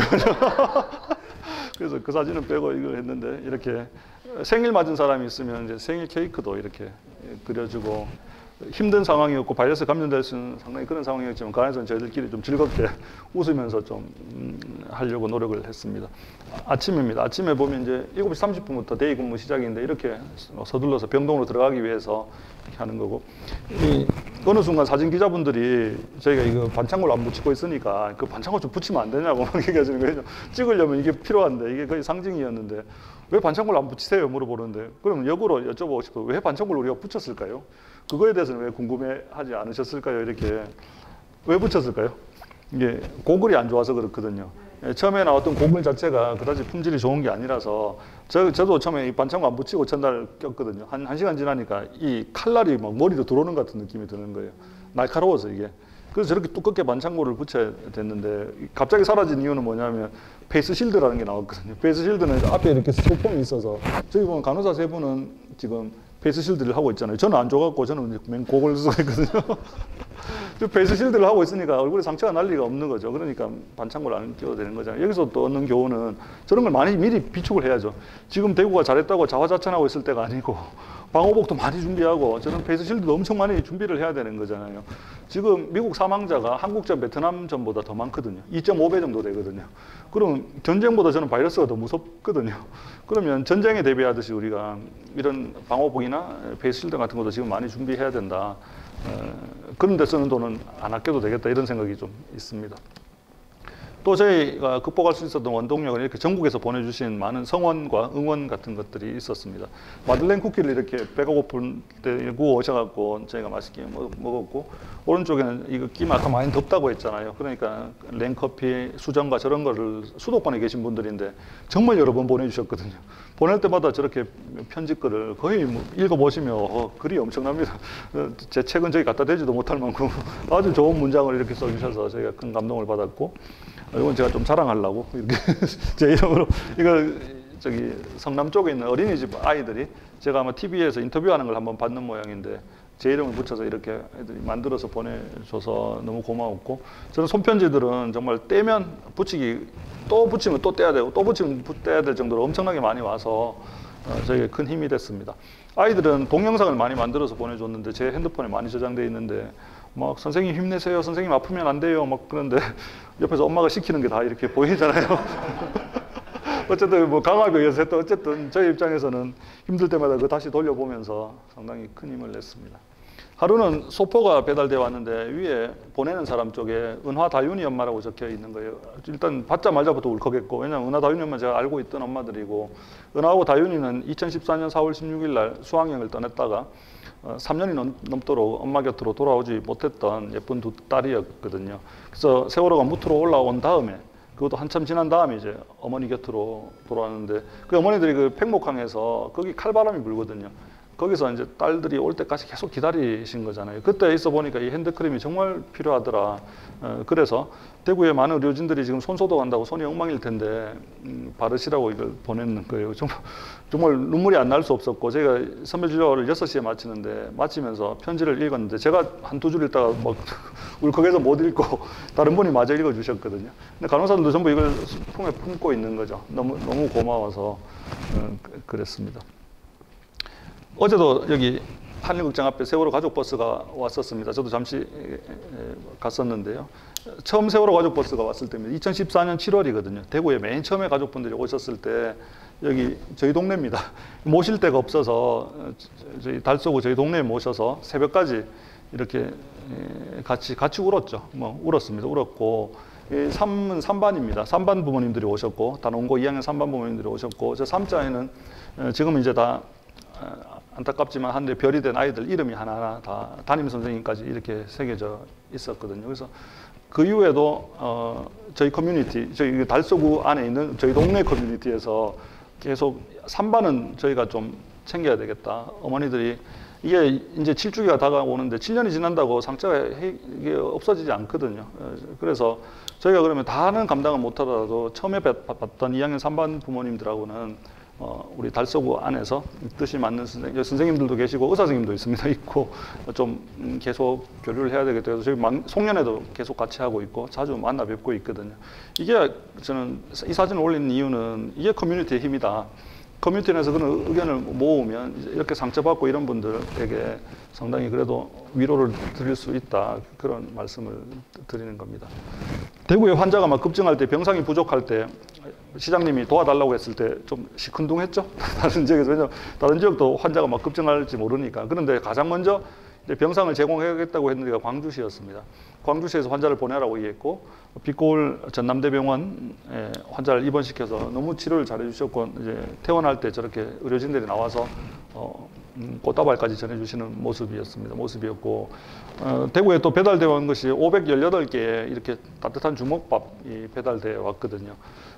광주 분들에게 주먹밥은 정말 연대와 나눔의 상징이거든요. 광주 분들은 1980년에 완전히 봉쇄되는 그런 경험을 극도의 공포감을 느끼셨던 분들인데 그분들이 대구의 의료진들이 정말 따뜻한 밥을 못 먹을 것 같아서 이렇게 따뜻한 주먹밥을 만들어서 이렇게 대구를 위로해 주셨거든요. 그래서 정말 고통을 겪었던 분들, 세월호 유가족분들도 그렇고 또는 광주에 계신 시민들도 그렇고 이런 분들이 지금 고통을 겪고 있는 대구 사람들의 마음을 헤아려 주시고 이렇게 위로해 주셔서 상당히 큰 힘이 됐습니다. 또 우리가 위기를 극복할 수 있었던 중요한 것은 이런 그림자 노동입니다. 그림자 노동의 정확한 개념은 조금 다르긴 합니다. 그런데 제가 책에 그림자 노동이라고 썼는 이유는 보이지 않는 곳에서 너무 고마운 일을 많이 해주셨기 때문에 그림자 노동이라고 썼고 의사 간호사들을 영웅이라고 하시지만 사실은 의사 간호사가 영웅이라는 얘기를 들을 수 있었던 것은 이런 보이지 않는 곳에서 수고해 주신 노동자들이 계셨기 때문입니다. 폐기물 처리하시는 분들 같으면 환자복이나 이불 같은 거는 거의 바이러스에 감염이 돼 있다고 봐야 되는데 처음에는 저 폐기 용기도 좀 부족했거든요. 그러면 꾹꾹 넣는 거죠. 막 최대한. 나중에 어떻게 될지 많이 모자랄지 모르니까 그 과정에서 바이러스를 필 수 있는 거잖아요. 그런 위험을 감수하고 이거는 당일 다 수거해서 당일 다 소각을 해야 되는 상황이었거든요. 수백 통을 매일 트럭에 싣고 그렇게 하셨는데 정말 고생하셨는데 쉬는 방에 가보니까 정말 스티로폼 하나 깔고 이렇게 누워 계셔서 저는 그 옆방에서 정말 푹신한 소파에서 국민들이 보내주신 간식 먹고 있었거든요. 그래서 정말 죄송한 마음이 들었고 여기는 검체 채취실인데도 저기도 바이러스가 있을 수 있으니까 저렇게 열심히 닦는데 보면 좀 방호 장비가 좀 부실하잖아요. 보면.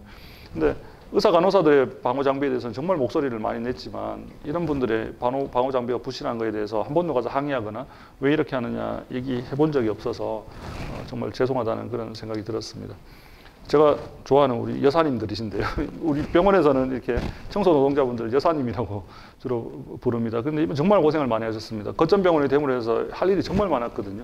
저희들은 진료를 마치고 오면 막 산더미처럼 수술복 같은 걸 쌓아놓으면 그거 다 치우시고 필요한 물품 다 챙겨 놓으시고 저희는 7시 반부터 시작이지만 6시 전에 오시니까 도대체 몇 시에 버스를 타시는지 잘 모르겠는데 거기 서울 구로구로 가는 6411번 버스 못지않게 정말 이른 시간에 버스를 타고 나오셨을 거고 쉬는 방에 한번 가보니까 정말 좁은 방에 어깨를 따뜻 붙이고 이렇게 앉아서 거기서 옷도 갈아입으시고 쉬기도 하시는데 그래서 제가 좀 말씀을 드리니까 오히려 저한테 하시는 말씀이 아니 이 시국에 병원에 와서 일을 하니까 이 마스크 한 개를 주니까 얼마나 좋냐 이렇게 얘기를 하시는 거예요. 그때 마스크 구하기 힘들었잖아요. 그래서 제가 정말 큰 깨우침을 얻었습니다. 그다음에 쪽방 상담소 같은 경우도 자원봉사자가 나올 수 없었거든요. 사회적 거리두기 때문에. 그래서 쪽방 상담소에서 일하시는 활동가들이 직접 저렇게 들어오는 구호품을 일일이 다 이렇게 싸서 저 안에는 손소독제, 마스크, 그다음 라면 여러 가지 드실 수 있는 것들 그런 것들을 싸서 일일이 대구에 있는 쪽방을 다니면서 저렇게 나눠주셨고요. 장애인인권단체 활동가들은 도와주실 분이 없으니까 방법이 없으니까 인권단체 활동가께서 직접 방호복을 입고 동행격리라고 하는데요.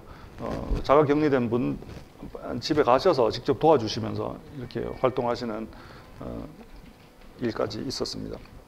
이런 분들, 이런 활동가들의 정말 헌신적인 활동이 있었기 때문에 저희가 그래도 위기를 서서히 극복할 수 있었습니다. 마찬가지 이주노동센터에서는 마스크를 나눠드리고, 그다음에 여기는 달서구 보건소와 같이 힘을 모아서 코로나 검사도 했습니다. 이때는 단속하지 않겠다, 절대 추방하지 않겠다는 약속을 받고 미등록 이주노동자까지 다 와서 코로나 검사를 했습니다. 너무 좋아했고 마스크도 나눠드렸고, 여기서는 확진자가 한 명도 나오지 않았습니다. 그래서 좋았습니다. 그래서 우리가 사회적 거리두기가 마치 사회적 단절처럼 되어가고 있잖아요. 지금 코로나 블루도 문제지만 뭐 코로나 레드라고 해서 우울하고 화도 갑자기 나고 뭐 지금 그런 심리 상태가 계속 될 수밖에 장기화되기 때문에 그런데, 이럴 때 사실 저희도 힘들지만 여러 가지 힘들죠. 경제적으로 힘들고 모든 분이 힘들지만 정말 힘든 분들은 이제 말도 못하는, 목소리도 내지 못하는 분들이 상당히 많이 있다는 걸 알게 됐습니다. 알게 됐고, 이분은 나치에 끌려가셨다가 생존자시죠. 그런데 하시는 말씀이, 이 장기화되는 코로나19 속에서 소외된 이웃들에게 우리에게 가장 필요한 것은 지금 정말 따뜻한 관심이다, 이런 말씀을 하셨고 정말 공감되는 말씀이고,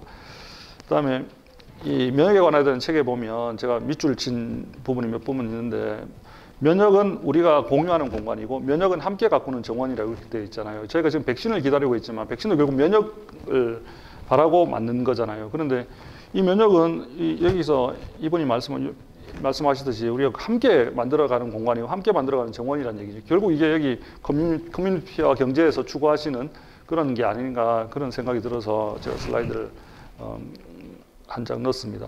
우리가 사회적 거리두기나 개인 방역도 어떤 마음이 있냐면, 내가 이 정도로 하면 다른 사람도 이 정도 해줄 거라는 믿음이 있거든요. 근데 광복절 전후에 그런 일들, 좀 안타까운 일들은, 그런 일들이 계속 반복되면 어떻게 되냐면, 나는 열심히 개인 방역을 열심히 하고 나는 우리 공동체 커뮤니티의 면역을 위해서 열심히 하는데 다른 사람은 하지 않잖아요. 그러면 신뢰가 깨어지는 거잖아요. 그렇게 되면 우리 모두의 안전이 위험해질 수 있거든요. 그래서 이 면역에 있어서도 커뮤니티가 상당히 중요하다, 그런 말씀을 드리는 거고, 지금 뭐 요즘 인플루엔자 백신 때문에 난리인데요. 사실 코로나 백신도 지금 모든 분이 기다리고 있잖아요. 근데 올해 안에 나오긴 힘들 것 같고 내년에는 아마 코로나 백신이 나오지 않을까 조심스럽게 전망은 하는데, 항상 급하게 나오는 게 문제잖아요. 백신도 그렇거든요. 백신도 안정성이 입증되는 게 가장 중요하지 빨리 맞는 게 중요하지는 않다고 생각이 되고, 왜냐하면 우리 어린이들, 자라는 애들까지 다 맞아야 되는데 그 백신이 안정성이 입증이 안 된 백신을 맞았다가 한참 지난 다음에 무슨 문제가 드러나게 되면, 사실 애기들은 안 맞아도, 어린이들은 안 맞아도 크게 증상 없이 지나가는 병인데 괜히 백신을 맞았다가 나중에 큰 문제가 생기면 안 되는 거잖아요. 그래서 백신 너무 막 급하게 기다릴 것이 아니고 안정성이 입증된 다음에 우리가 백신을 맞는 것이 중요하겠다, 그런 말씀을 미리 드리고, 그럼 이 백신이 나오면 모든 문제를 해결할 것인가? 저는 그렇지 않다고 생각이 되거든요. 그래서 이 사회적 경제력이 보니까 이사장님 너무 좋은 말씀을 하셔서 제가 했는데, 야수적인 자본주의 시장 경제 안에서 사회적 경제가 사회 백신의 역할을 할 수 있다. 언제 하신 말씀인지는 모르지만 미리 내다보고 이런 말씀을 하신 것 같아서 대단하다는 생각이 들어서 이렇게 인용을 해요. 아주 저도 공감하는 바가 있고, 결국 너는 왜 책을 썼느냐를 자꾸 물어보셔서 제가 이 책을 썼는 이유는 똑같습니다. 우리 커뮤니티, 공동체에서 따뜻한 연대가 백신, 제약회사에서 만드는 화학적으로 이렇게 결합한 그런 백신이 나오지 않더라도 우리가 스스로 서로가 서로에게 사랑의 백신의 역할을 할 수 있다는 생각이 들어서, 그게 오히려 더 중요한 면역이 될 수 있다는 생각이 들어서 이 책을 썼고 제목도 이렇게 정했습니다. 그렇다면 이제 결론 부분으로 넘어가는데요. 포스트 코로나 사회에서 진정한 뉴노멀은 뭘까?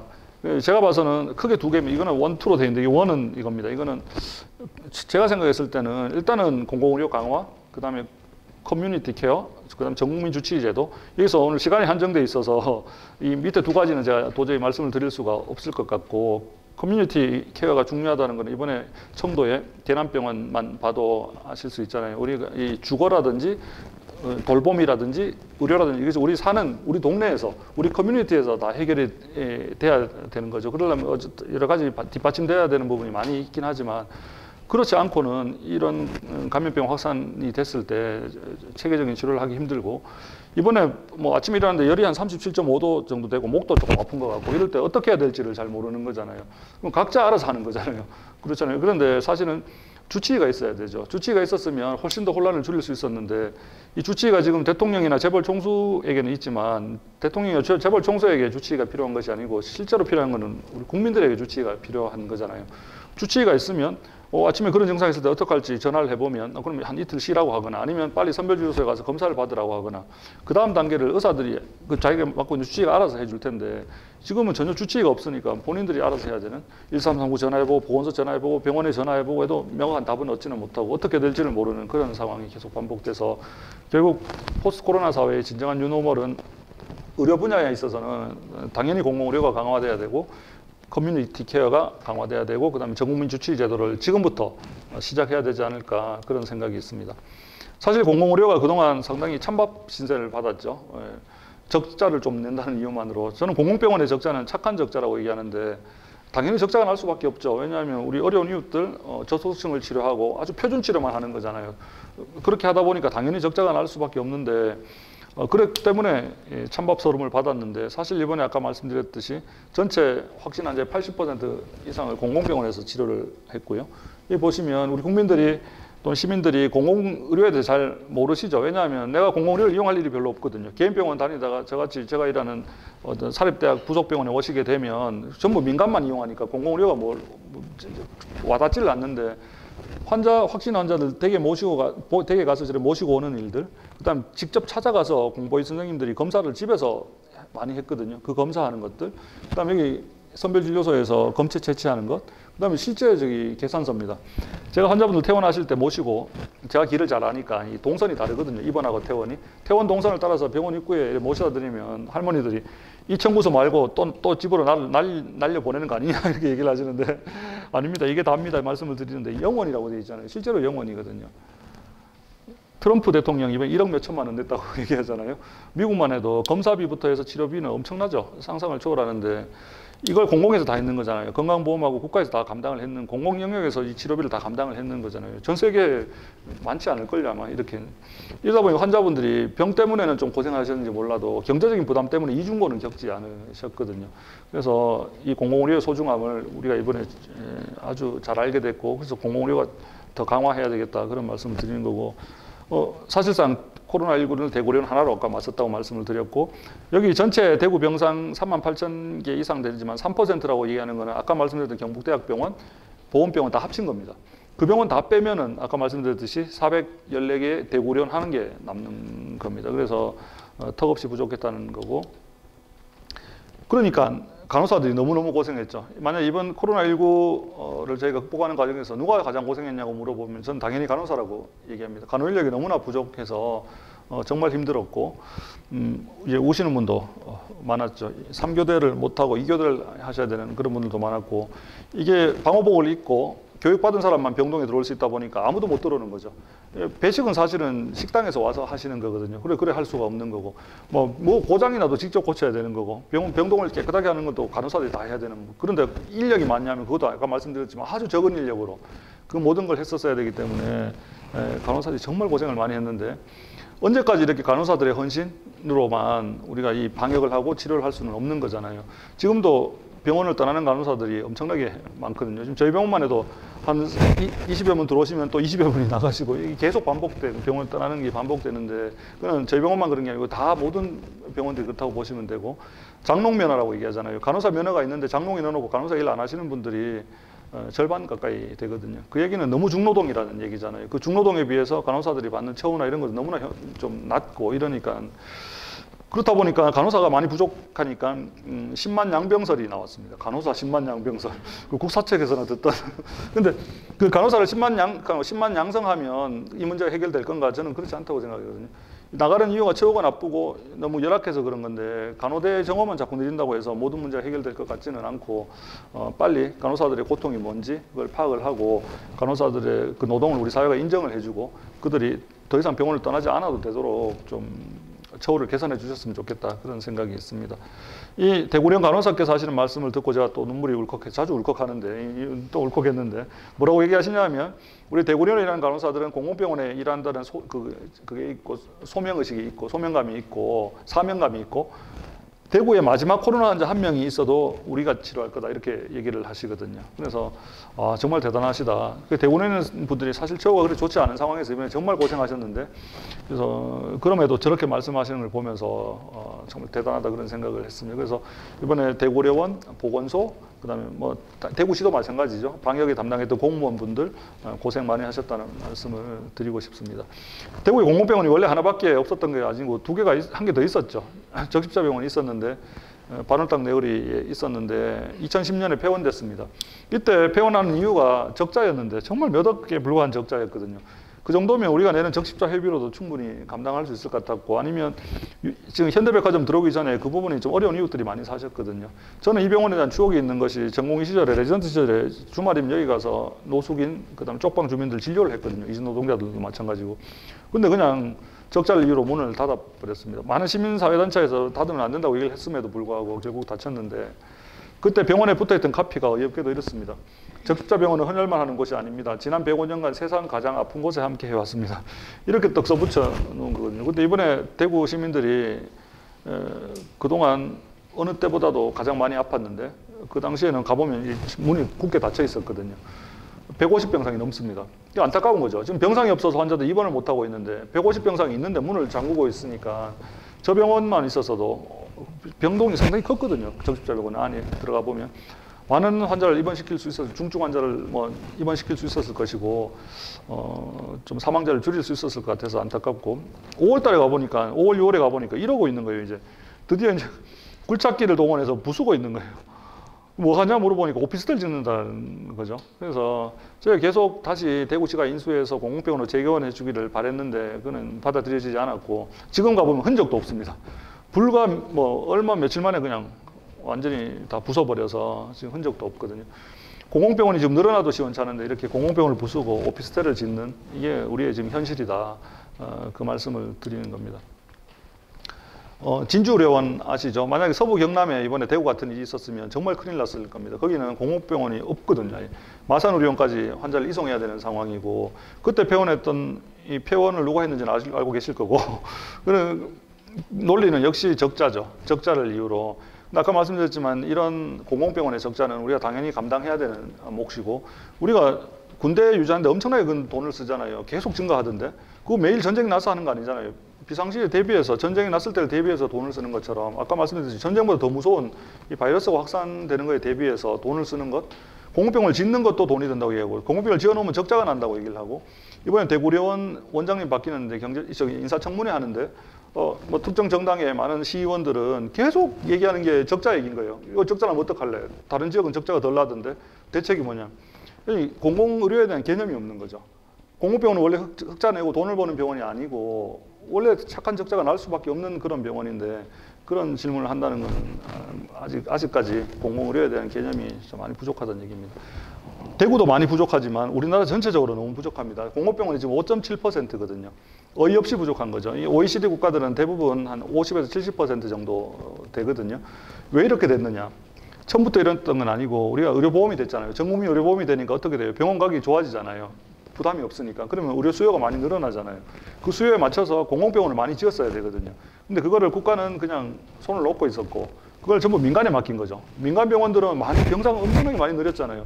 서울에 가보시면 2,700베드가 넘는 그런 뭐 정말 큰 병원도 있잖아요.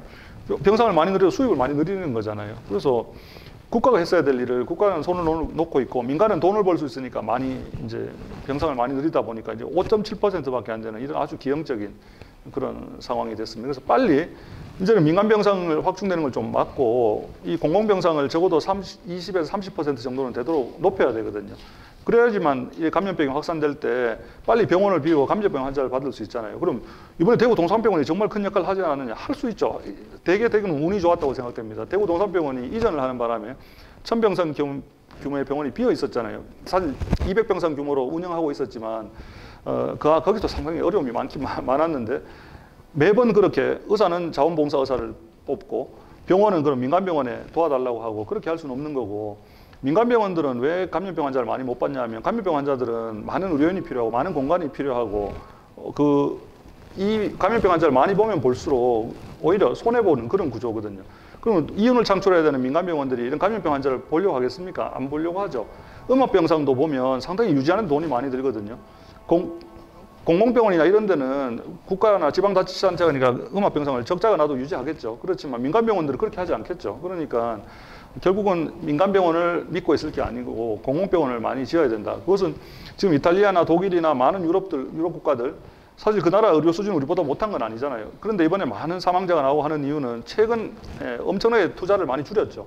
공공의료에 투자를 많이 줄였습니다. 그래서 엄청나게 반성을 하고 있고 지금 보면 이구동성이죠. 포스트 코로나에 뭘 대비할 것인가 이미 시작했고 공공의료 확충입니다. 유럽 대부분 나라 보면. 그렇다면 우리도 빨리 거기 따라가야 하는 게 맞다고 생각이 되고 이 5.7%에서 빨리 30% 적어도 20% 수준까지는 빨리 높이는 게 필요하겠다. 그런 생각이 들고 제가 다니면서 대구에 제2의료원이 필요하다고 하도 많이 얘기하고 다녀서 마치 전도사처럼 돼 있는데 저는 대구에 제2의료원이 반드시 필요하다고 생각합니다. 왜냐하면 대구의료원 확충하는 데 좀 한계가 있고 대구의료원은 서쪽에 좀 치우쳐 있잖아요. 보면 평균 수명이나 이런 거 따져보면 건강수명 이런 거 따져보면 대구 동구가 서구가 제일 수준이 제일 떨어지고 항상 꼴찌를 하고 그 바로 앞이 동구거든요. 그러면 또 동구 주민들은 대구의료원 이용하기 힘듭니다. 거리가 멀기 때문에. 그 동구 주민들은 동쪽에 사시는 분들은 대학병원 가기도 상당히 거리가 접근성이 좀 떨어지거든요.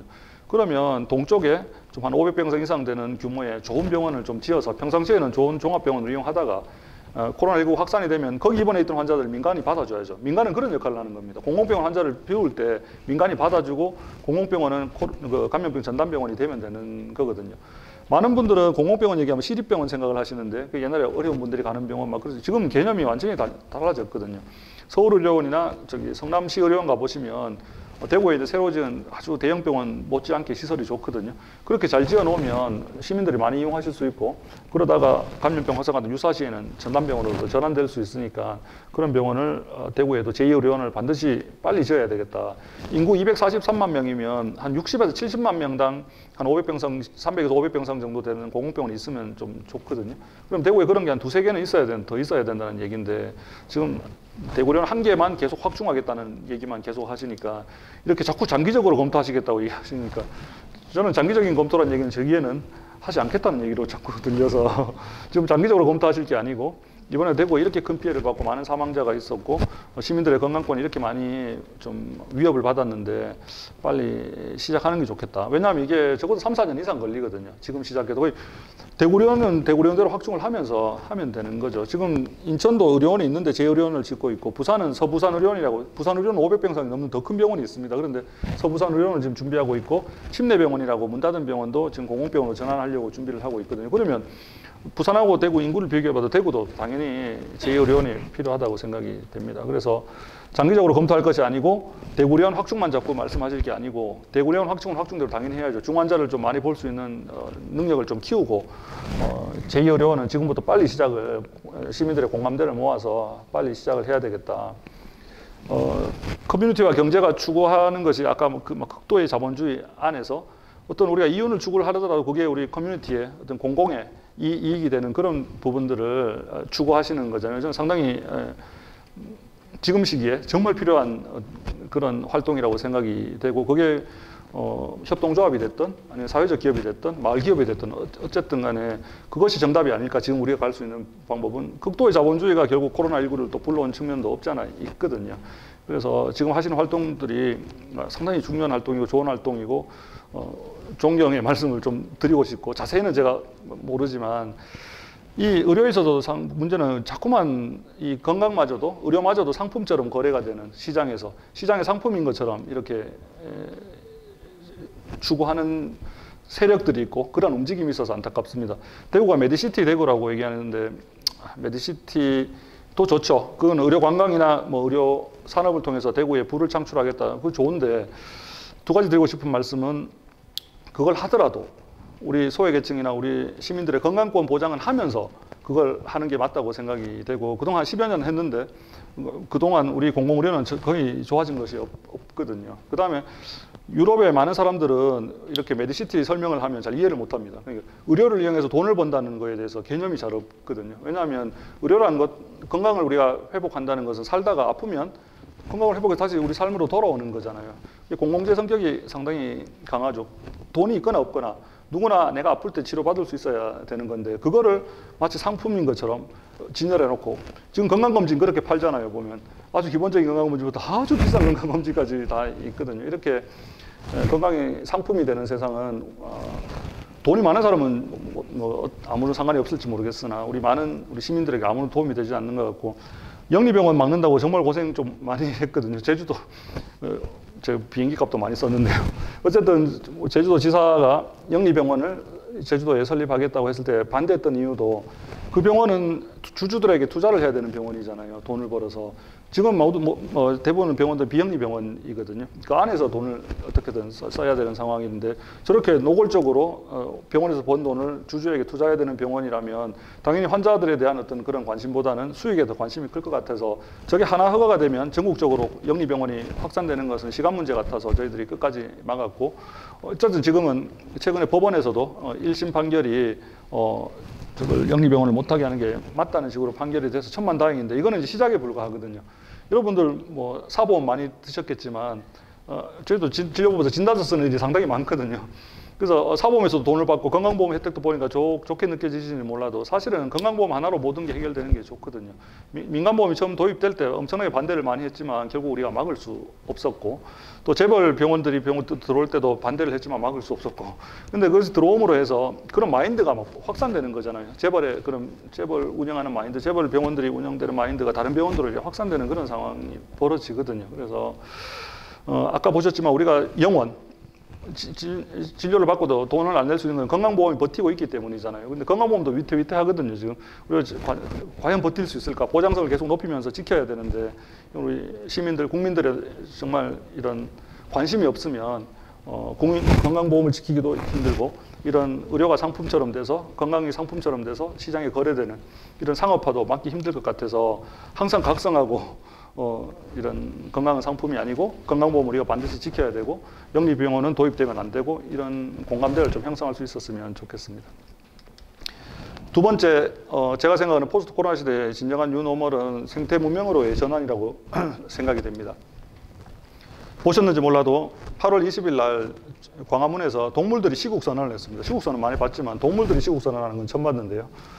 여기 보면 박쥐가 제일 앞에 섰죠. 지금 현재는 박쥐가 제일 억울하니까. 박쥐만 그런 게 아니고 사양 고양이를 비롯해서 이게 중간 매개 동물이라고 이렇게 오해를 받았던 그런 동물들, 그런 동물들이 다 나와서 코로나19와 같은 감염병이 우리 동물 때문이라고 인간들이 왜 자꾸 얘기하느냐 그렇게 시국선언을 했습니다. 이렇게 시국선언한 배경은 뭐냐면 하버드에서 나왔죠. 하버드 공중보건대학 연구진들이 2020년 7월 달에 이미 코로나19의 원인을 딱 얘기를 했습니다. 딱 지목했죠. 코로나19의 원인은 동물 서식지 파괴와 야생동물 거래다라고 얘기를 했습니다. 그래서 박쥐가 얘기하죠. 내가 인간에게 다가간 것이 아니라 인간들이 나에게로 다가오지 않았느냐. 맞죠? 무분별한 벌목을 해서 우리가 박쥐들이 서식하고 있는 쪽으로 인간들이 많이 가서 박쥐 몸에 있던 바이러스가 들어온 거지. 박쥐가 날아와서 가만히 있던 우리 인간에게 바이러스를 퍼뜨리는 게 아니잖아요, 보면. 그래서 정말 이런 식으로 계속 동물들이 사는 서식지를 파괴해가기 시작하면 코로나19보다 훨씬 무서운 녀석이 우리 몸에 들어올 수 있는 거잖아요. 그럼 우리가 감당을 할 수 없는 그런 상황이 생길 수 있겠다. 백신을 개발하고 치료제를 개발하는 것이 중요한 것이 아니고 이 동물들이 살고 있는 서식지로 더 이상 가지 않는 것, 그들의 서식지를 우리가 보존해 주는 것이 훨씬 중요하다는 생각이 들고 닭입니다. 예전에 농촌 봉사활동, 의료 봉사활동 가면 양계장에 가라 하면 제가 제일 싫어했거든요. 차라리 논에 가서 피를 뽑겠다 이렇게 잡초 뽑는 거 그거는 그래도 할 수 있겠는데 왜 양계장을 싫어했냐면 냄새가 너무 많이 나고 좁고 막 그렇잖아요. 그런데 지금 저런 닭들이 자기가 사는 공간이 A4용지 접어서는 A4용지 반 정도 되는 크기의 닭들이 살고 있거든요. 그래서 쟤들이 100일 정도 제가 산다고 들었는데 최근에 들어보니까 100일도 못 산대요. 그냥 잡아버린다고 얘기를 하거든요. 근데 저런 조류들이 바이러스가 좀 많이 있습니다. 그런데 쟤들이 닭들이 원래 시골에서 예전에 장닭 키워보신 분들 아시겠지만 저렇게 안 살잖아요. 막 엄청나게 많은 넓은 공간을 다니거든요. 쟤들이. 저렇게 해서 불만 껐다 켰다 하고 항생제 먹게 하고 모이만 주고 빨리 육개를 키워야 되는 거잖아요. 그렇죠? 이 닭가슴살이 필요하니까 닭가슴살 막 그런 거 유정공학을 이용해서 애가 앞으로 자빠질 정도로 막 이렇게 막 하거든요. 저 과정에서 문제가 뭐냐면 쟤들 바이러스도 변종이 생기는 거죠. 그렇잖아요. 우리가 정상적으로 사는 환경에서는 변종이 잘 안 생기지만 평상시 살지 않던 저런 환경을 만들어 놓으면 저 안에서 어떤 변종이 생길 수 있거든요. 그 변종이 결국 사람한테 오는 거잖아요. 그러면 코로나19보다 더 무서운 게 올 수 있는 거죠. 기후변화도 박쥐들도 열대기후에 살던 박쥐들이 온대로 온다고 하잖아요. 왜 그래? 너무 더우니까 그런 거잖아요. 그래서 결국 우리가 이 아마존인데요. 지구의 허파라고 얘기하는데 아마존이 지금 경작지로 엄청나게 많이 이렇게 파괴되고 있거든요. 저런 데서 벌목을 막 하다 보면 거기 많은 동물들이 살고 있잖아요. 그 동물들의 바이러스가 이렇게 먼지 털듯이 털려서 사람들에게 오는 거죠. 그래서 저런 무분별한 경작지를 만드는 일, 벌목을 줄이지 않으면 반복될 수밖에 없다는 얘기고, 이거 미국 뉴욕에 있는 하트섬인데 정말 끔찍했는데요. 너무 사망자가 많으니까 감당이 안 되니까 저렇게 구덩이를 파고 저렇게 사람들을 묻는 거죠, 쉽게 얘기해서. 저걸 이렇게 보고 있으니까 갑자기 생각났던 사진이 있어서 제가 찾았습니다. 이게 안동에 처음 시작돼 2010년에 구제역 때인데 안동에서 시작돼서 좀 퍼졌죠. 11월 달경이었지 싶은데, 이 저희가 동물 실험하면 동물 마지막에 죽일 때가 상당히 중요하거든요. 동물들이 최소한의 고통을 느끼도록 죽이는 방법을 이용을 해서, 어차피 실험은 어쩔 수 없이 했지만 동물들도 죽게 되지만 안타까운 마음은 있지만 그래도 고통을 덜 느끼도록 이렇게 죽게 하는데, 이런 다 살아있는 돼지입니다. 살아있는 돼지들을 이런 식으로 그냥 생매장을 했거든요. 정말 사람이 이래도 되는지, 정말 반경 몇 킬로에 있는 돼지들을 그냥 끌어와서 그냥 죽이지도 않고 이렇게 생매장을 하니까, 이런 것들 앞에서 말씀드린 그런 모든 것들이 종합돼서 우리가 너무 돈을 생각을 하고 자연을 파괴해서 돈을 벌려고 하는 거죠. 사실 생각을 해보면 자연을 보존했을 때 우리가 얻는 이득이 훨씬 많은데 어떻게든 자연을 파괴해서 돈을 얻으려는, 경제적 이득을 취득하려는 그런 인간들의 어떤 그런 무모한 도전 때문에, 또 과학도 그쪽에 막 붙어서 그런 자본주의가 발전해 가는 데 있어서 과학도 좀 안 좋은 쪽으로 기여한 면이 상당히 많이 있잖아요. 브레이크가 걸리지 않는 거죠, 계속. 그런 것들이 결국 코로나19가 우리 곁에 오게 하지 않았느냐, 그런 생각이 듭니다. 마지막 슬라이드 같은데요. 이 홍콩에 있는 동물원입니다. 저 부부입니다. 나이는 14살, 잉잉과 르르거든요. 그런데 한 10년 전부터 이 팬더, 새끼를 놓게 하기 위해서 엄청나게 많은 노력을 했는데 매번 실패를 했거든요. 근데 코로나19가 홍콩에도 유행을 하면서 동물원에 사람들이 안 왔죠. 못 오게 됐거든요.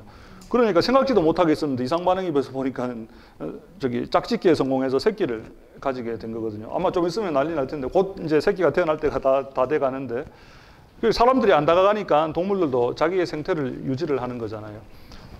이탈리아 베니스라고 얘기하죠. 거기 수로가 많잖아요, 보면. 거기 관광객들이 끊기니까 유람선 엄청나게 많이 다니잖아요. 거기 보셨겠지만. 근데 유람선이 안 다니니까 물고기들이 그 수로를 통해서 엄청나게 많이 들어온다고 지금 완전히 장관이 연출되고 있다고 그렇게 얘기하잖아요. 여기 보면 이산화질소는 미세먼지 전구 물질입니다. 이 중국인데요. 중국도 처음에는 공장들이 좀 가동이 중단됐었죠.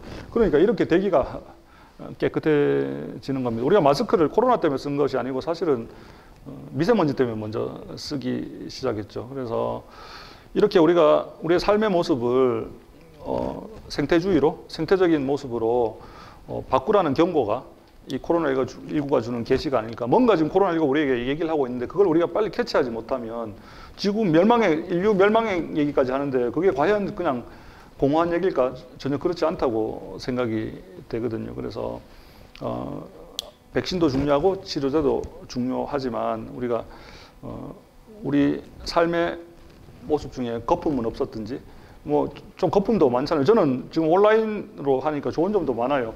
매번 서울에 막 회의하러 많이 다녔는데 그 시간 절약돼서 그 시간에 제가 딴 거 할 수 있어서 상당히 좋고, 또 회의 이후에 뭐 필요 없는 모임들, 필요 없는 만남들 많았는데 그런 거 전부 안 하게 되니까 오히려 더 좋고, 그래서 그동안 살아왔던 모습이 정말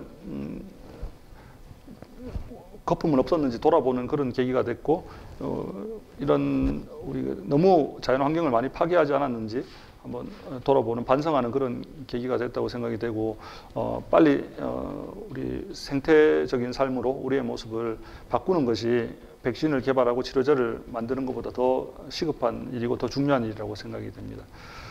네, 뭐 별로 두서없이 말씀을 드려서 죄송한데 제 말씀은 이걸로 마치겠습니다. 들어주셔서 고맙습니다. 네.